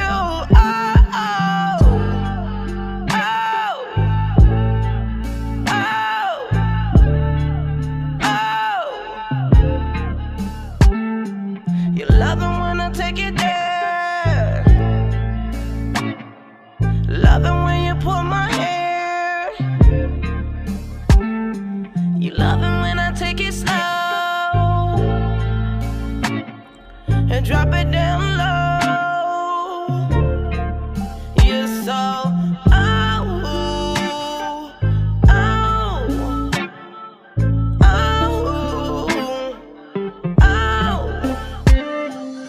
I just want you to know how I feel inside.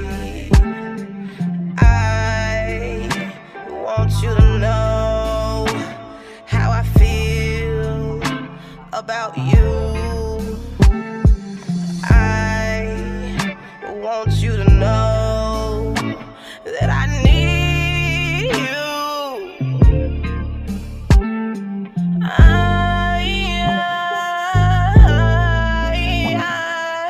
want you to know that I feel you.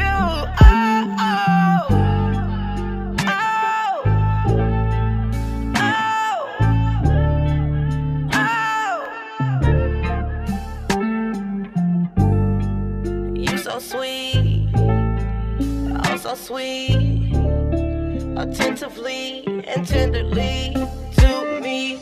I want you to know that I love you.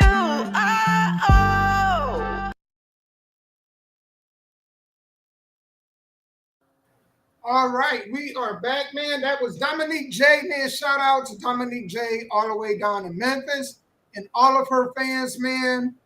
Y'all can go and find her on Facebook. She on all platforms. She got a show that's coming up July 6th. So make sure if you're down in the Memphis area, y'all go ahead and y'all go check her out, all right? I think it's at the Golden Girls Event Center, if I'm correct. So, and it starts at 8, July 6th. That's what's up. Congratulations, Dominique.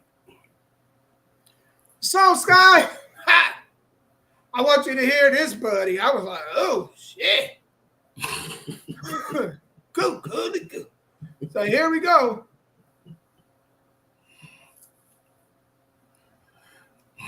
And they work about the DNA testing center. I had 2 guys call and they work at DNA testing centers. One guy had to quit. One guy still works there. He told me 40% of the children are not the man's child. 40%. He said 40%. Somebody cool, and Maury. it's usually DNA testing it's two mandatory. It's 2 scenarios. It's where the woman, the person's getting a DNA test because the woman claims that is their child. Turns out it's not. The other one is where the parent is on the deathbed and makes a confession, or they need a liver transplant, blood transfusion, and the blood type, there's no way that can actually be the father. So then they find out because of medical reasons, you mean that's not my father? Then the father finds out from that way. He said it took such a toll on him that he could no longer do it because he would be sitting on the phone counseling the men and the grown children who these women falsely. It's 40% pretty high, god dang it. Damn. You know what I'm saying? Hold on, what they say? 40% what? 40% of the time the man found out that the children weren't theirs. And Is she saying through like needing like blood or something, or on the deathbed, or yeah, she was like most of the time they found out because there was something medical where they needed to find out, and then come to find that blood need to be drawn, because man, to find out if you're compatible. Oops, this isn't your father, or on the deathbed where somebody confessed. Yeah. And that's why I agree, and a lot of women hate me when I say that, but I agree, man. It needs to be I don't care if you're married or not. It needs to be mandatory when that child pops out. There needs to be a swab, because they can swab your mouth now. A DNA test. I don't care how long you've been married. If you want to make sure that child is yours, do a DNA test. I don't care how upset she get. Do a DNA test. Because y'all the ones that think y'all got these Christian wives and you met them in church and they'll never do wrong. You're the ones that's the 40%. Man, I know, and I know I feel the same way. They need to make them tests mandatory. Yeah. But I'm telling you, man, it will be a spree out here. You hear me? It will be an unalive spree out here if they did that. Because I bet you them numbers is higher than 40%. Yes, it is. I know they got to be over 50. Divorce is over 50%, and women lying about their baby daddies is over 50%. And if the government ever made it mandatory, I guarantee you the next day I will be in somebody's divorce lawyer class. I'm switching to being a divorce lawyer, because do you know how much money I'm for make when all these people find out that their wives have cheated on them, lied for 9 months, and they ready to get about this marriage? Come on to Black and Black Associates. Oh, you almost put me out, Sky. You almost put me out. There's going to be Black and Black Associates at law. He said, bringing divorce going.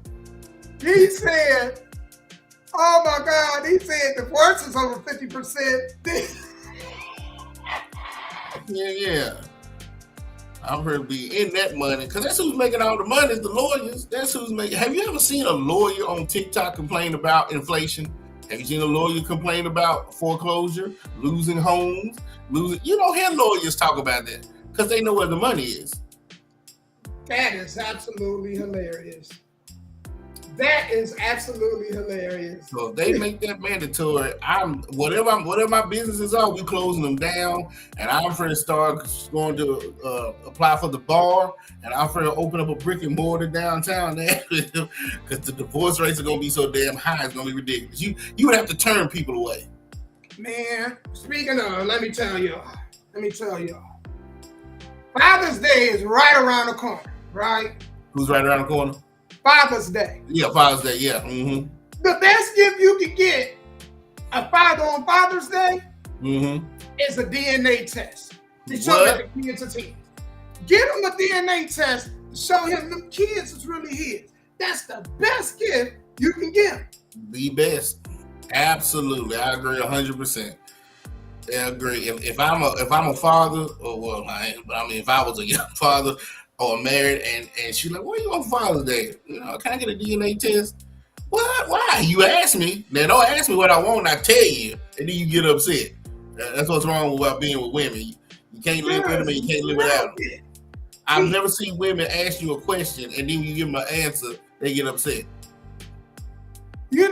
And then, man, get it before Father's Day, and then get them a card to say, "Surprise, you are the father," with the child on the DNA certificate. That's the greatest gift you can give a man. I'm just telling you, it's the greatest gift you can give a man. It ain't a Porsche, it ain't a Corvette. You know what I'm saying? It ain't 3 snow bunnies or 3 Hugh Hefner hoes. The best gift you can get that man on Father's Day is a DNA test. Then show him that his child support is not in vain. That's right. That is absolutely correct. And the second best gift you can give him is maybe a threesome. But the first best gift is a DNA test. Absolutely. Absolutely, man. Because if we're going to be honest and we're going to start out a foundation of family, it needs to be a truthful family. Now, I know guys that know damn well that child ain't theirs and they don't give a damn. They just don't. They're attached to the child. They don't give it. But for the ones that do, give it to him. And I know girls today, but like, hell, anytime he wants one, we'll go get it. I do know girls like that, though. They don't care. They'll take a DNA test every day, twice on Sundays. So it depends on who you are. He said, I'm going to get mine day one while she tired. I'm like, I'm going to see if I can highlight this and put this on the what you call. Let me show this. This is funny right here. No, hold on. How can I show this? You did. It just came across. Oh, did I? Hold on. Let me do it again. Hold on. There you go. There you go.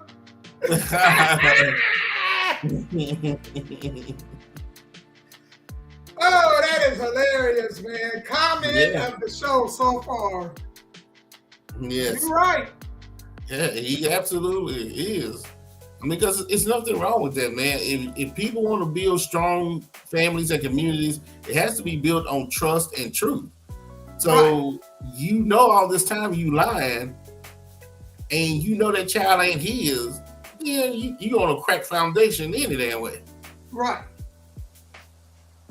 That's it. That's y'all. I just thank y'all. Welcome. I gave y'all a great idea. Y'all don't know what y'all want to do for Father's Day. You welcome. Go get a DNA test. You know what I'm saying? And people be like, well, we married. We don't need that. Well, let me tell you. I bet you the majority of these kids that they think they their kids and they not isn't married. Because what person ever would think that, man, you know, my wife did this while I was at work. You know what I'm saying? Mm-hmm. And so, you know, it don't matter either way. You know, if you don't know what you want to do, the best idea, the best thing you can do, I just gave you an option right there. Absolutely. And Faith, you don't have to bow out gracefully because you're the only female on here talking. Oh, no, you're right. Women in the system, they don't want the truth. But I'm with it. I agree. I believe that, you know, if somebody wants to know something, you should be able to do it. And especially if you with a girl that's sketchy anyway. If you even think that something ain't right, you might as well. But you don't look like the white dude, right? The white dude that we talked about, he had grandkids by the time he found out those boys wasn't his. Man, you hear me? And Faith, I wanted to say this too, because this next subject we're gonna talk about, this is where we can use your expertise. So I hope you don't bow out too early. You hear me? Yeah. This next story we're gonna talk about, Faith, maybe you can help us on this. This woman loses her husband and his homies are trying to pursue her. All right? So I want y'all, without further ado, I want y'all to hear this one. Because, ladies, do your friends' husbands, or do your husband's friends try to hit on y'all when they out the picture? Without further ado, here we go. The friend of your spouse is the one who tries to holler at you when that man dies. When my late husband died, one of the pallbearers that I handpicked myself because my husband kept saying how close him and this person was, one of them tried to talk to me. One of the homeboys out of the military tried to talk to me. It was the craziest thing ever. Like, I didn't even know stuff like that was real. Like, my mom used to tell me stories and stuff like that, but I didn't even know something like that could happen to me. So this is why I be daring people to play with me. I still got the receipts. He texted me one day just to check. It was the same messages he always sent. Hello, just checking in on you in London. I'm like, yeah, we good. I'm just leaving therapy. I'm feeling better, kind of getting back to myself now. He's like, well, I'm glad to hear that. I'm like, all right, cool. Are you good? Yeah, I'm good too. All right, well, you know, I always just check on y'all because I know y'all lost a friend too. Yeah, I know, whatever. Well, I'm going to get back to work. That's normally how the text messages go. After I send that, he texts back. And he's like, I'm not rushing you or nothing like that. But when you start to heal up and you start looking to date, I was hoping that you would give me a chance. This was the kicker. He told me, I feel like your husband would want you to be with somebody who he knew would take care of you and his little girl.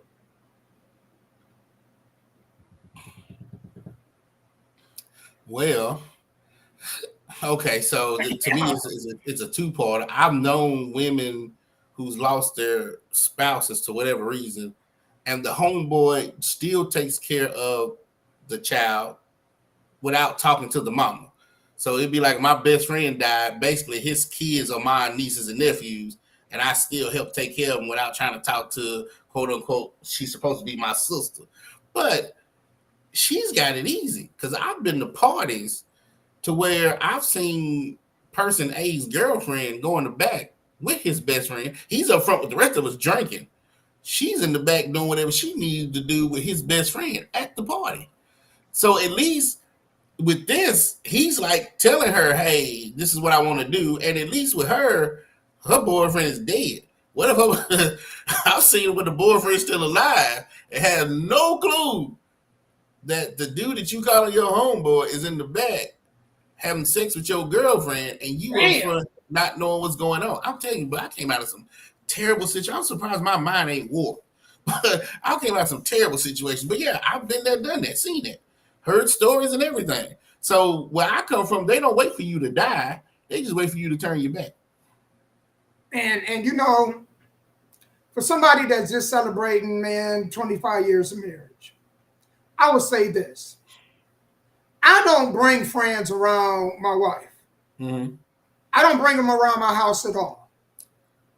I don't. When you came through, my wife wasn't around. No, we went downstairs. Yeah, I do not bring, and vice versa. I do not be around her friends. Right. If we at church or something and we run into each other that way, so be it. But leisure time, I don't want to be around your friends. And matter of fact, I think it's a rule that people break all the time. You are not supposed to talk about what is going on in your marriage with your friends. Some of y'all do that dumbass shit and then wonder why y'all ain't got nothing to last very long. Y'all get on social media. Y'all talk to your friends. Y'all look for validation from other people. I seen somebody the other day that was talking about, you know what? If you don't show your significant other on social media, you hiding something. That's the dumbest shit I ever heard. You know what I'm saying? Because, man, then you get mad when they come at your person. Well, you don't want to introduce them. You don't want to introduce them. You know what I'm saying? You're supposed to keep that shit to your damn self. And that's why a lot of people don't have nothing. They grow and go for it. I agree. I'm the type of person, I like to keep stuff close to my chest any damn way. I don't like telling folks. There's people to this day that don't know I have children. Oh, I didn't know you have kids. Was you supposed to? You know what I'm saying? That's what I say to them. Like, was you supposed to know? Like, I'm around people who are very sociable, especially my white friends. They open books. They are just open books. They don't give a, you know what I'm saying? Yeah, they'll tell you everything. Not me, man. I can't tell everything that goes on. Like their dog was on heroin. Yeah, everything. Yeah, everything. But then, like the kid's mama was like, "Oh, you always trying to be secretive. You always trying to hide something." You're right, I am. Because I don't need everybody to know everything. That makes no sense for everybody to. Because then your ass come up missing. We don't even know who to look for. Somebody steals out of your house. You done had 10 people in and out of here. Who do you blame? Like, if certain people only know certain things, then when certain things happen, I at least know where to start. Like some canine dog, I at least know where to sniff the trail, you know what I'm saying? But when you got too many people in and out of your house, in and out of your business, knowing everywhere you are at all times, because I tell everybody, there's places that Sky Black goes won't nobody know where I'm at, because that's my me time. You know what I'm saying? If somebody happened to pop up on me, you came accidentally because you shouldn't even be nowhere that I was at. You know what I'm saying? So, yeah, I agree, man. A lot of folks just talk way, way too much. And be advertising, be wondering why people after their significant other, when you advertise, do you know, Ma, I got the greatest wife, I got the greatest husband. They do this for me. They do that for me. And then, the whole time they sitting there thinking, I wish I had somebody to do that for me. Well, amen. Right. You so you promote them. Yeah. Man, man. When we first met, we was acting, man, 3 or 4 times a day. Damn. I wish I had somebody to give it to me 3-4 times a week. You got it 3-4 times a day? Shit, they can't wait for you to leave the room. They can't wait for you to leave the room. You was absolutely correct. And then there are some that don't mind. Like, you know, a lot of my friends, shit, it was like I was dating them too. I mean, they would get mad at each other. They'd come over, get mad at each other, call, get mad. I'd go over. He would leave. I'll be sitting there with this girl trying to be like, oh, he's going to come back, or he still loves you. Because they know I don't want these women. If they with you, I damn sure don't want, because I know the type of person you are. So I know what type of person you're dating. So you damn sure know I ain't going to never try to overstep my boundaries with these women. You know what I'm saying? Right. But there's just some that they just don't, they don't care. They really don't. But I think it should be a balance, and the way you and your wife do things is cool. And if you got people that's just, hey, this is my wife, I want everybody to know, I want to put on social media, that's cool too. You know, when I'm with you, I know how to step and walk, and when I'm with them, I know how to step and walk. You know, things like that. But I'm kind of towards the quiet side. I don't need to put all my business on social media. And if I'm dating or with somebody, they don't need to be on social media and all this old stuff, because I don't need the outside world to know what Sky Black is doing all the time. It's just that's never. It's one thing if you and your significant other out and about, or you go out and you meet with somebody, or you run into somebody somewhere. That's fine, right? But man, why do everybody feel like they need validation from the internet to know what's going on in your life? You know what I'm saying? Like, I got people that have been associates of mine for years that don't even know what my wife look like. Mm-hmm. And I like to keep it like, I don't even know what my house look like. Because you got to be a very special person for me to invite you to my house. You are very good company. You know what I'm saying? Man. Because people will pray for you and they will pray against you, you know? And if you have the type of wife or girlfriend that they're looking for, then maybe when you die, they might go after them. You know what I'm saying? Like, who knows? You know, because I would tell my significant other, when I'm dead and gone. You still living, go live your life. You know, if it's with my homeboy, if it's with the stranger down the street, the crackhead next door, whatever, I'm dead and gone. I won't know nothing is going on. But you would think the people that are alive, there would be some respect there, you know? Right. But again, I come from, they don't even wait for you to die. You just turn your back. So, you know, that's why we saying this DNA test. Because if you turn your back and she's sleeping with your homeboy at the party in the house, then when she gets pregnant, you need a DNA test. You're right. We're going to get on this next story. Where I don't know if y'all seen the story of the 17-year-old Virginia teenager that was on live rapping a gangster song. You know, had a gun waving. Was he sitting in the car? No, he was in his house. Okay, I see what dude was sitting in the car with a gun and he accidentally shot himself. This was like a couple of weeks ago on YouTube. He shot his damn self in the car playing with a gun, rapping like this, and I guess he aimed it down, and I guess he didn't have no safety, and shot his damn. I don't know if he hit his stomach, his leg, but he shot his damn self. Well, no, this teen shot himself in the head. Damn. On live. So without further ado, let's go ahead and get into the story. This rap stuff, this clout, this social media fame stuff, it's not worth your life, man. These young people got to find another way to get people to listen to their music. It's all about who's a gangster, who sold the most drugs. And it's just not about the talent no more. Now you have young rappers like Rilo Honcho feeling like he needs to perpetuate a lifestyle just to get y'all to listen to his music. And he turned his lights out, trying to shine a light on himself.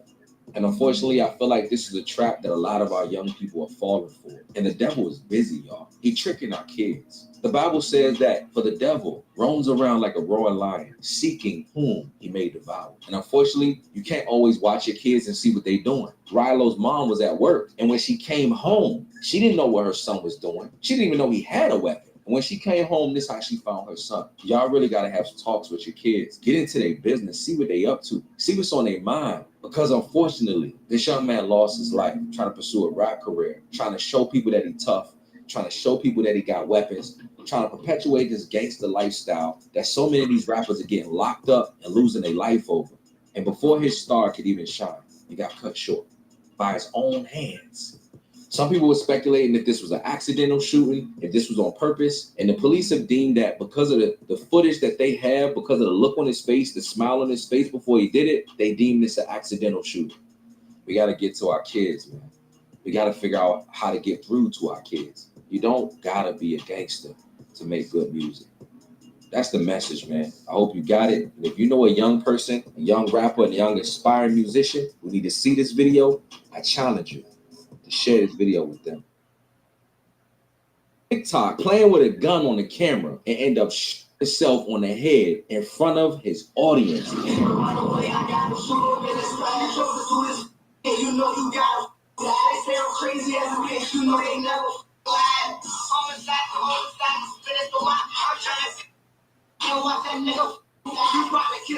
Oh, bro. First off, this young man is singing about nothing but death and murder. That's really mistake number one. The music is filled with nothing but violence, y'all.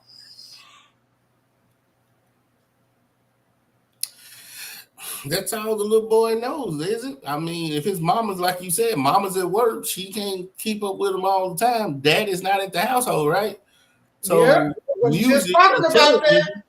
music and television is all he knows. And what the world has got to understand, for everybody that's listening, in my opinion, I don't believe in the traditional hell. I think this is hell. The earth, this is hell, right?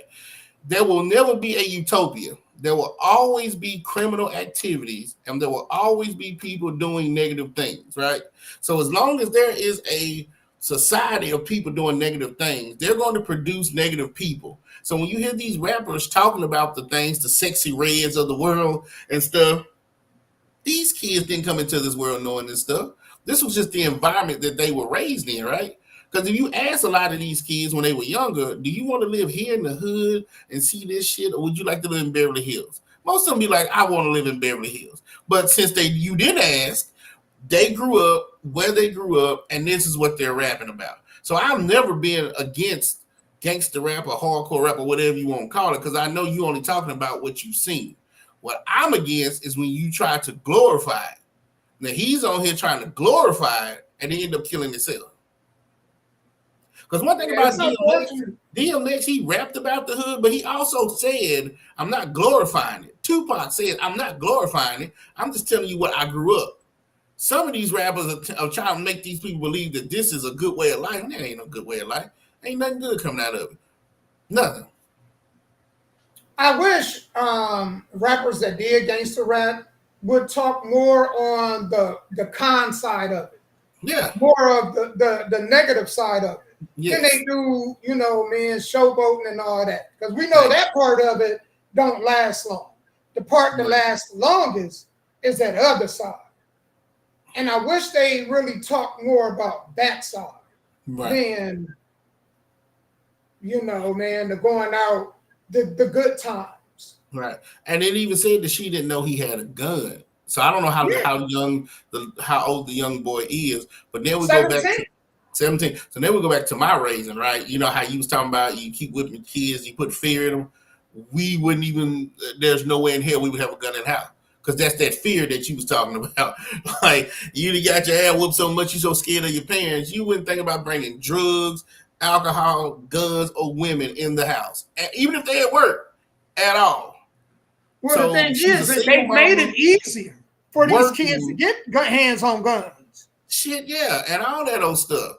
But that's what I'm saying sometimes. It's these kids, when you sometimes give them too much freedom, then the boy's in the house with a gun, a loaded gun, that he loaded himself probably put one in the chamber. Who puts one in? Even when I pack my gun, I don't always have one in the chamber. You know what I'm saying? But he has one in the chamber, and then he has it to his head doing this. I ain't seen the video. I'm just assuming that this is what he's doing. And it accidentally goes off. That sums it up. That's about basically what he did. At 17. And if you're going to do that, I mean, you're right, Sky. I mean, if you're going to be doing that, why would you have it loaded? You're the only one in the room, player.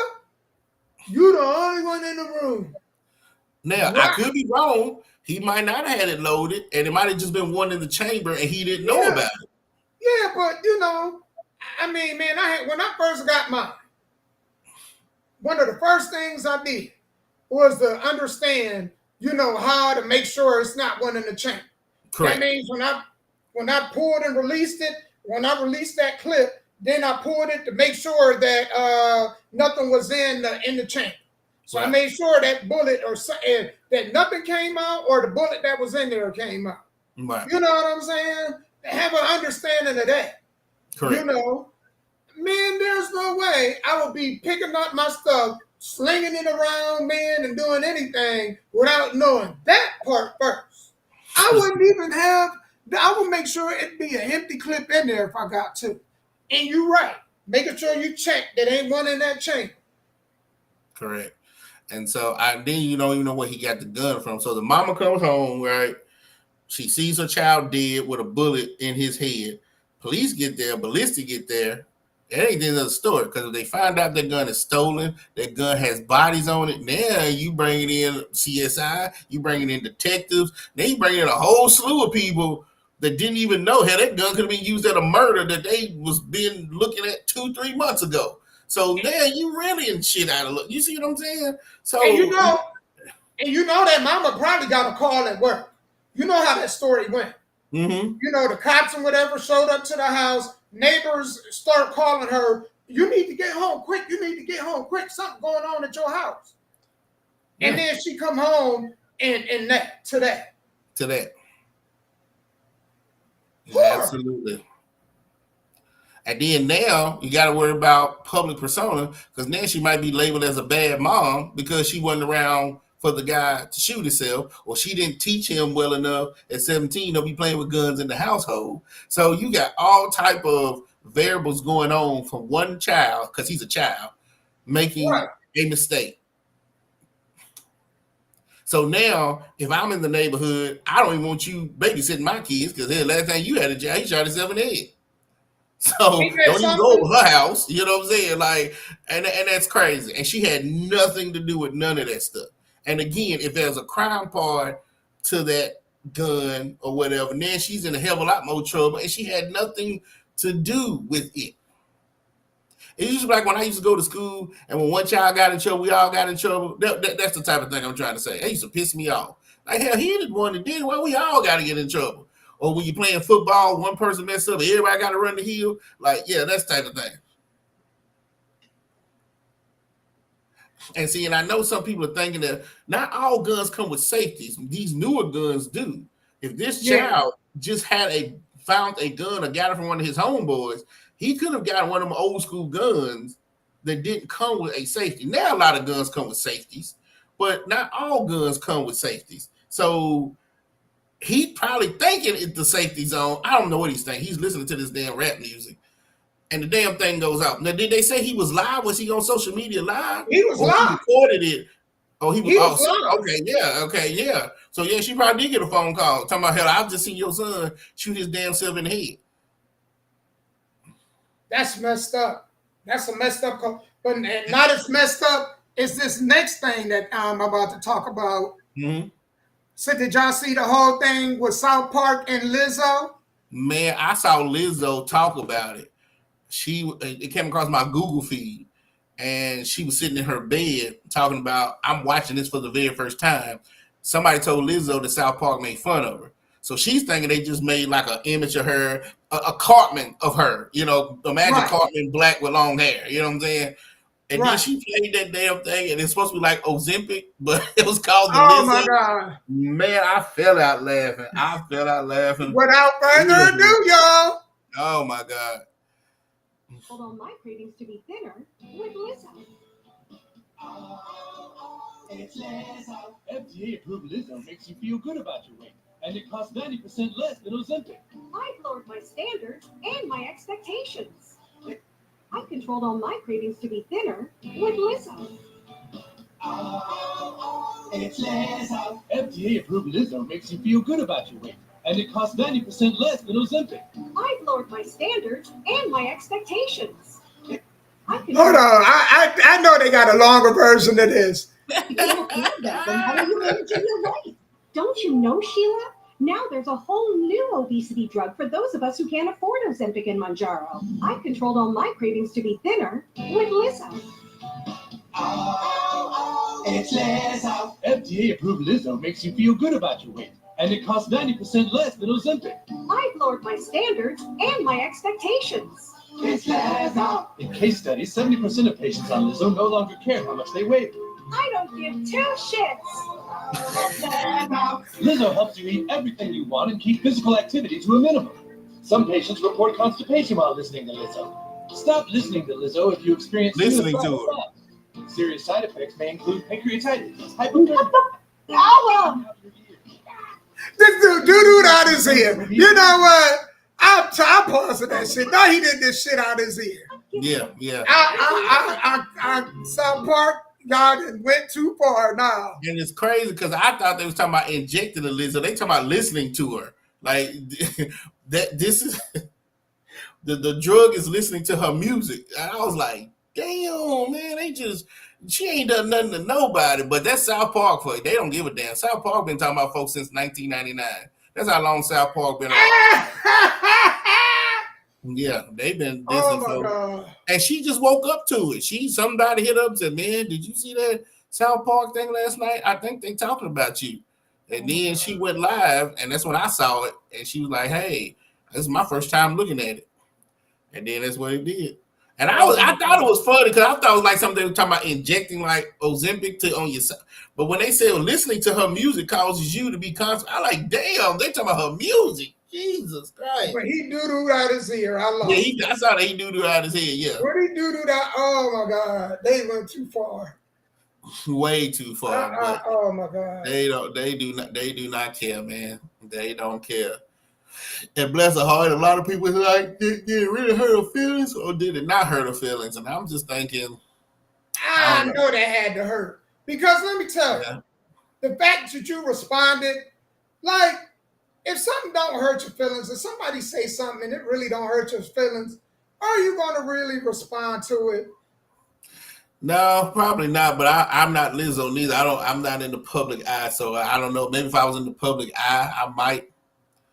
I don't know. It just depends. It's like the Diddy situation, right? You know, he's responding about him beating Cassie, and he was like, I'm in a dark place back then, and this, and that. And I'm like, well, you should have said something way back then. Don't wait till you get caught. He was in the dark place. He was in the dark place. You know what I'm saying? So I don't know. I'm not in the spotlight like that, you know. Hey, Scar, he was in the dark place. All the lights was out. But he did it. He was like, he ain't lying, y'all. He was in the dark space. He made sure all the lights was out. You hear me? Man, he probably thought the light was out on that camera, and the lights ain't work on that camera.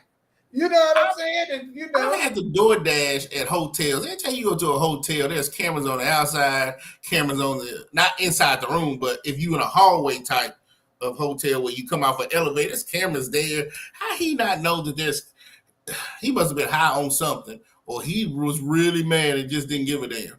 Man. But the problem was, let me tell you this: the problem was that happened so long ago. Who did he pay off to not show that? Because TMZ's been around for a while. The day that happened, that should have been on TMZ the next day. They kept that covered for 10, 15 years. So he knew it was out there. He knew his team had to pay somebody to make sure that footage did not get out. Because look how quick that footage got out with Beyonce and Jay-Z and Solange? Yeah, they got out the next day. Yeah. So you trying to tell me somebody sitting here watching Diddy beat this girl in the hallway and didn't release it to TMZ? Think about Ray Rice.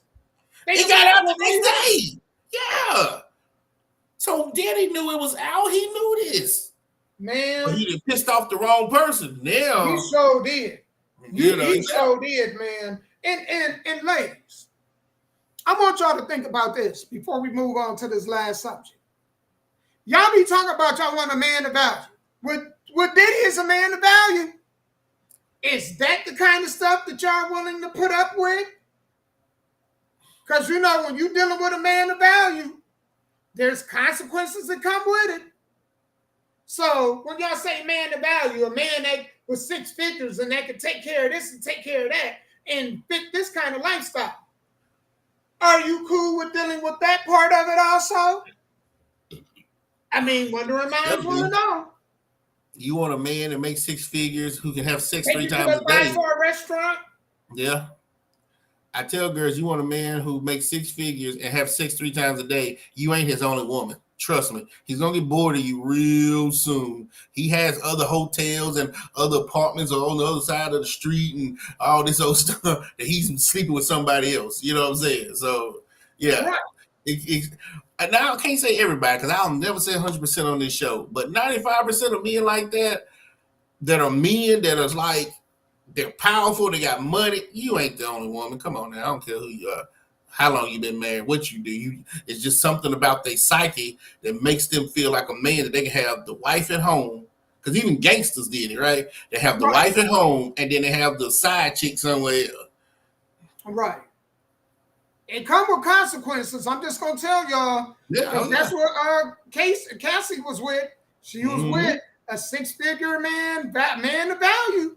Man that could take her to a 5-star restaurant, afford her the lifestyle that she probably couldn't get otherwise. That's right. And that's the consequences of it. That's the consequences. Right. But some people are so in love with money, they don't care. They don't. Money's the end all be all for some people. I know. Because I know plenty of females that'll walk around with a shoe print on the side of their face that had that kind of lifestyle. Yeah. Yeah, I'm good with Applebee's too. Yeah, you're right. Yeah, 3 for 10. But yeah, again, it all depends on the type of person you are, the type of spouse you have. You know, again, nobody's perfect, but at the end of the day, if both of y'all just like a simple lifestyle, then that's fine. But if I meet a woman and she wants that type of lifestyle, I'm like, we could just be friends. I can't be with you because first of all, I don't have that type of money, and 2, I ain't finna work my ass off to spend $5 million on you, and then you still break up with me anyway. Right. You know, here you done work 20 years to build something. You meet a chick, y'all only known each other for 5 years. Y'all meet, y'all date, y'all get married. She want a divorce. She get half of everything you built in 5 years that it took you 20 years to build. Hell no. Man, I tell you what.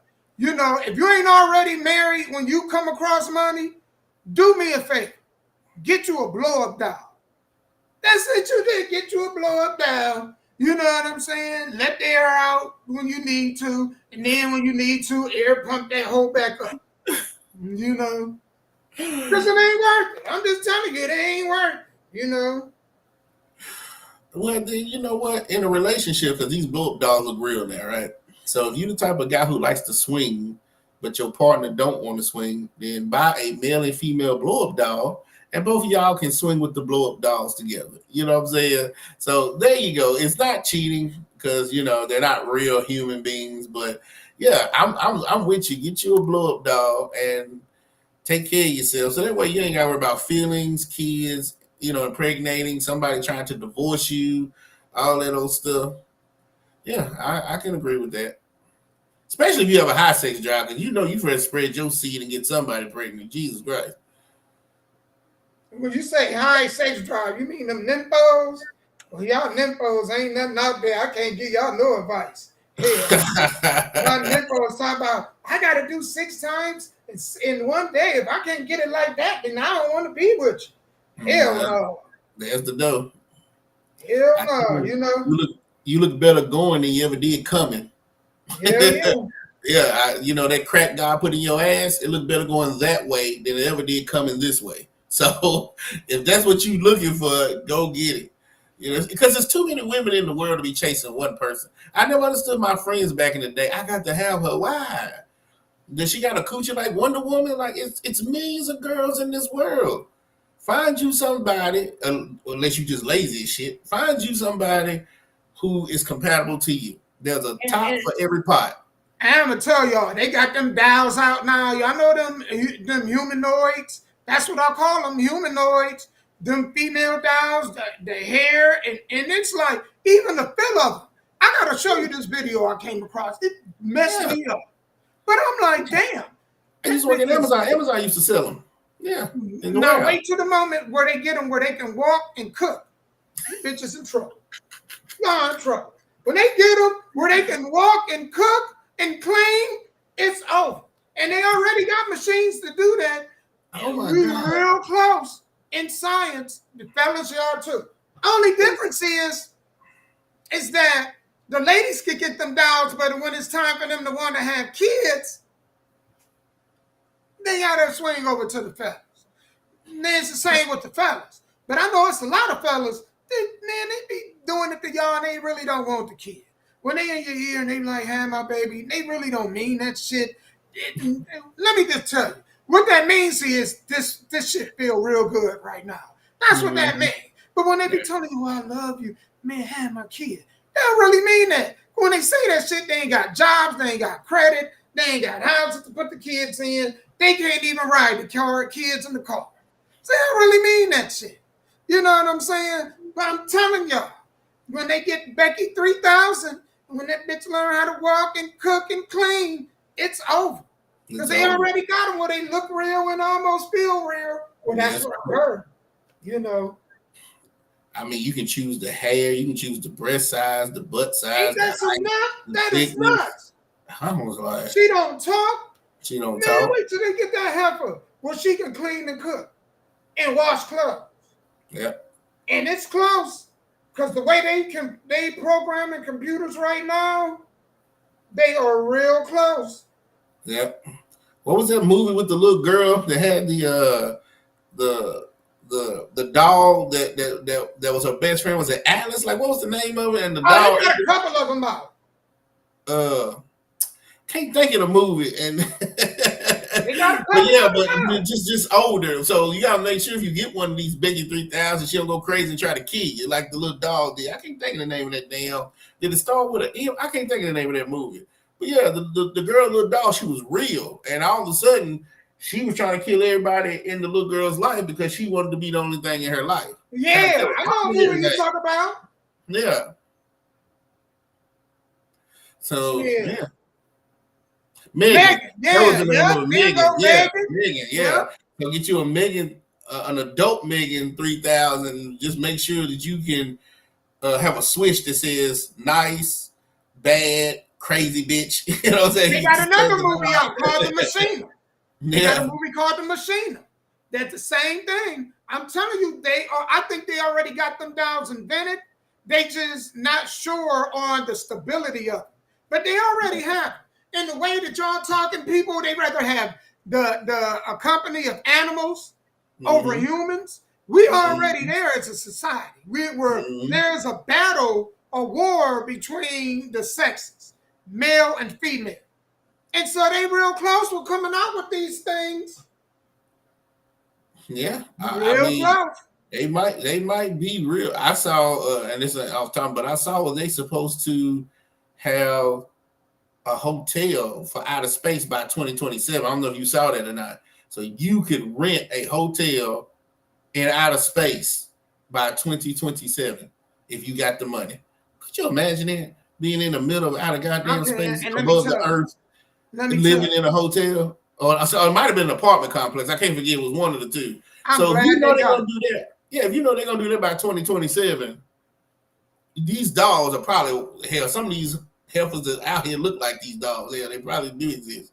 Let me tell you, I can't wait till they come out with them hotels because I got some family members that I can't wait to go ahead and have planned trips to go to Mars.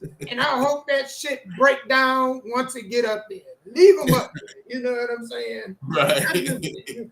You got wedding gifts, trip to Mars. You know what I'm saying? Mm-hmm. Dude, no, I don't dislike you no more. Let's let bygones be bygones. Matter of fact, here go a trip to Mars. You know what I'm saying? Mm-hmm. Hell yeah. Yeah. I can't wait supposed to be doing that too. Trips to Mars. They spending all this money on stuff instead of helping what we need down here. Who can afford to go live in an apartment that's in space above the earth? Like who's gonna do that? They was just like the rich people that did the submarine that tried to go down there and all of them end up dying. Shit, I tell you what, the U.S. government, hell, I'm sick of my taxes going to Ukraine and Russia. Hell, and I'm buying bread for $10 and $30 a gallon for milk. You know? Mm-hmm.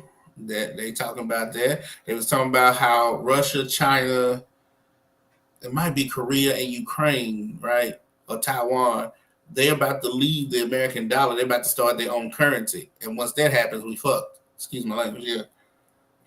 Well, and I was like, I didn't even know that was even happening. Man, let me tell you. Speaking of the last topic, we're gonna talk about, because I don't really want to get into the crazy billionaires. I don't want to get into the politics of it. I mean, people know where I stand. Right. But when it comes to the justice system, what is y'all feeling as far as y'all faith in the justice system?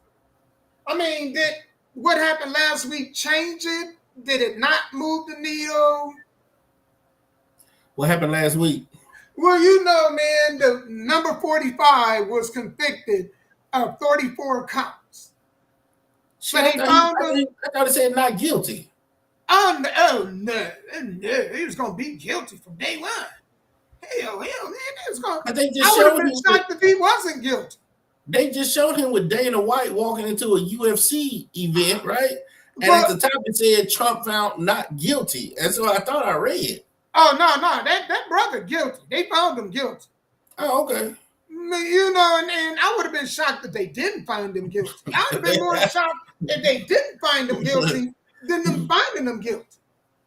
I'm shocked that if he's guilty of 34 counts or whatever you saying he was, how he still for be the next president of the United States. Well, so I'm just like, man, if he can become president of the United States, because they used to say if Obama became president of the United States, anybody can. No. If Trump can be convicted of all these charges and everything they try to say, and he still be the next president of the United States, then anybody can be the next president of the United States. Well, hold on that. Hold on. Let me tell you why I say I disagree. Mm-hmm. They found crack in the White House. But when they find crack in one of our cars, does that mean we gonna go free? That's a good question. Because they got different rules. But I was just saying this. I was saying because the White House is supposed to be the highest power in the land, so it has a prestige to it, right? You have. What about his son? What about his son on the laptop? They caught him with them scales and his nose full of blow, butt naked with prostitutes and everything. If they found that on me and your laptop, man, we gone. We gone real quick. That's correct. So even on both sides, you need to be a nice Christian man, married with children, and no blemishes on your record because you are the representative of the most powerful country in the world. So between Biden and Trump, if either one of them wins in November, what does they say about the office of the president of the United States? So if either one of them can become president after all these alleged charges, because I'm not there, then me and you can become president because we ain't done half the shit they've done, right? I believe that. I always believe that, even before them, because these politicians come in broke as hell. How the hell you come into office, in any office, broke as hell, and then you got just as much money as a professional athlete? How is it that any of these folks is millionaires? Because the job that they work don't pay them to be able to have the money that they have. So they are crooked. And some of our intentions are good, but by the time you get into the system, you become crooked, right? You just a cog in the machine, right? So I can see that 100%. I honestly can, but at least the office of presidency is supposed to give you hope that the system is okay. When that is gone, when you say, "Oh, well, any motherfucker can just be," a Hitler could be president of the United States, then America will go to shits because you just have to have hope. Really, if you really think about it, anybody could be president. Kanye West ran. The only reason why he ain't president because he couldn't get a lot of people to vote for him. But if a lot of people had voted for Kanye West, even without him having, remember Arnold Schwarzenegger. Yep. Jesse Ventura. Yep. These fools didn't have no background and in government, and they got voted in. So really, at the end of the day, anybody really can be president if you can get the number of people to vote for you. Correct. You really can. Even if you win presidency, they still want that office, even though it's probably a puppet office anyway, to at least give the American people hope that whoever sits in this office is for the people and against the system. Well, if that one hope is like, hell, I'm part of the system too. It's like when Eric Bischoff came out and said, hey, I'm part of NWO too. Like, hell, you was the WCW guy. Then you a part of NWO. Where is the hope? Then you really first start a Civil War. Have you watched that movie yet, Civil War? You know what? I think it's already been in the making. Yeah. For a couple years. Yeah, right? Yeah. I think it's already, because I think people are more divided now than ever. But I tell somebody, when it comes to either one of them, I don't like, and I'm gonna just reserve this for when November comes. I don't really want to get into politics until November. I'll keep that on my personal websites or social media sites. But I did want to ask people, what did they think about? Because, man, let me tell you, I know, Sky, and me and you riding in the car, me and you know, I know I ain't got no record of no kind. But if they found drugs in my car, I'm going down to jail. It don't matter what. Until they figure it out. We all going, until they figure it out. And even in our house, if somebody said, I think they got drugs in their house, but they may not even have proof. They can just know somebody that sell drugs that come in our house and they search in our house. That's right. And see, I live sometimes too. When I pick people up, I have to search the car sometimes when they get out. Because I don't even let some people ride. Yeah, left. Or how they smelled when they got in. A lot of them smell like they ain't take no baths, but I'm just saying. So back in the day, when police used to pull you over and there was drugs in the car, they would say, if somebody claims it, the rest of y'all can go. Now they don't give a shit. Everybody going to jail until they figure it out. So now I have to have a mug shot, and I know I ain't on nobody's drugs. But then that's what they have to do now. They take everybody downtown until they figure out what's going on. Then they release you. Well, it's too late now. Hell, I'm all in the paper, on news, and all that other shit. And you know, if you are in certain counties or you in certain places, and they get your black behind, you can look in the courtroom and know I'm a goner. Yeah. You can look, you can feel it. You know what I'm saying? It's no different than what our people was going through in the early 1900s to the mid 1900s, or quote unquote during the Jim Crow era. Right. Man, when you was arresting you black and you walk in that courtroom, you already was crying. You already knew the verdict. That's true. So they already had it stacked against you.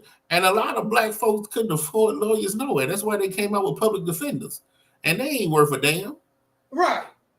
Because you could argue that you talking about these black people and they have nobody to defend them. The white folks said, okay, we'll give you a public defender. We'll take your tax money and give you this piece of shit lawyer. So when we lock you up, you can't say you didn't have nobody defending you. And he only had looked at your case for 15 minutes. Yeah. You know you through. That fool only had 15 minutes to look at your shit and you already crying. You boo-hoo. You know you were gone. You know and a lot of them probably was doing it pro bono any damn way just to add it on to their damn resume. You know what I'm saying? Yeah. The person that locked up, and man, I ain't gonna get my government name because I ain't gonna get me. But you know what I'm saying. Right. Yeah. But I'm neither one. I'm no Democrat, Republican, Independent. Like I don't like talking about politics or religion because that shit is so subjective. But that's why I didn't want to bring it up. That's why I didn't want to bring up the politics side of it. Right. If we just talk about just the system at whole, I'm a pessimistic person at heart, but just the system at whole, I want to have some optimism. I want to say that I trust the system word for word, the way it was written and it's supposed to be done. Because if you don't, we're gonna have a purge tomorrow. Because if you have no system, you're gonna be sitting on top of your house with a gun shooting everybody that's coming. Because who's gonna protect you? Well, we did. Because man, Rodney King. I mean, man, how guilty could you have gotten? Man, they got that man on video getting beat down. So how'd you get on video? You got beat down and everybody got acquitted, and it's on video. I mean, think about that though, man. So this is 1991, right? You know what the camera phones looked like back then, right?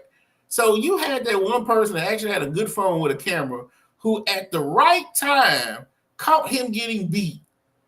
And like there's no other cameras out there catching this. So I want to know how lucky are you to just be filming outside? You see the cops pull up and beat Rodney King, and you the only one with the video, so you know you made money off that video. So I always wondered about that sometimes. It ain't well, like he that. had a video camera. Back Video camera. I'm sorry, not cell phone, video camera. Yeah, now, if something happens to somebody, you're going to get different angles because everybody got cameras and video cameras. But that one time that you out the window with a video camera, because what if they didn't beat Rodney King? Then he would have just deleted whoever would have just deleted the film and went on about their lives. But that one time you out the window, video camera and cops, you caught that one time that they beat. Well, they beat plenty of black men, but at one time they beat him. Like, how lucky were you to catch that? Man, he said that he wasn't even planning for that. He had just got back from filming somewhere and was headed. I think he was either headed in the house or he just stepped out for a minute and just so happened to catch that. And he was in a spot where they were so busy whooping ass that they didn't even see him. But it's the fact that you got their faces clear. It's like robbing the bank in front of the camera with the camera looking this close. I'm this close in front of it and I'm robbing the bank and I'll get away with it. They got my face in complete definition. Right. I mean, man, it's in great definition. Right. I can't even get out of it. Right. And it's sad because Rodney King was never the same. He won like $2 million and then he ended up dying of overdosing drugs because even with him winning that, his life was just never the same. I thought he got more than that. Oh, he got more than 2 million? I thought he got like $1 million per blow. I thought he got almost 50 million. I don't know. I just remember him being on VH1's Celebrity Reality, and he looked bad. And then a few years after that, he ended up dying.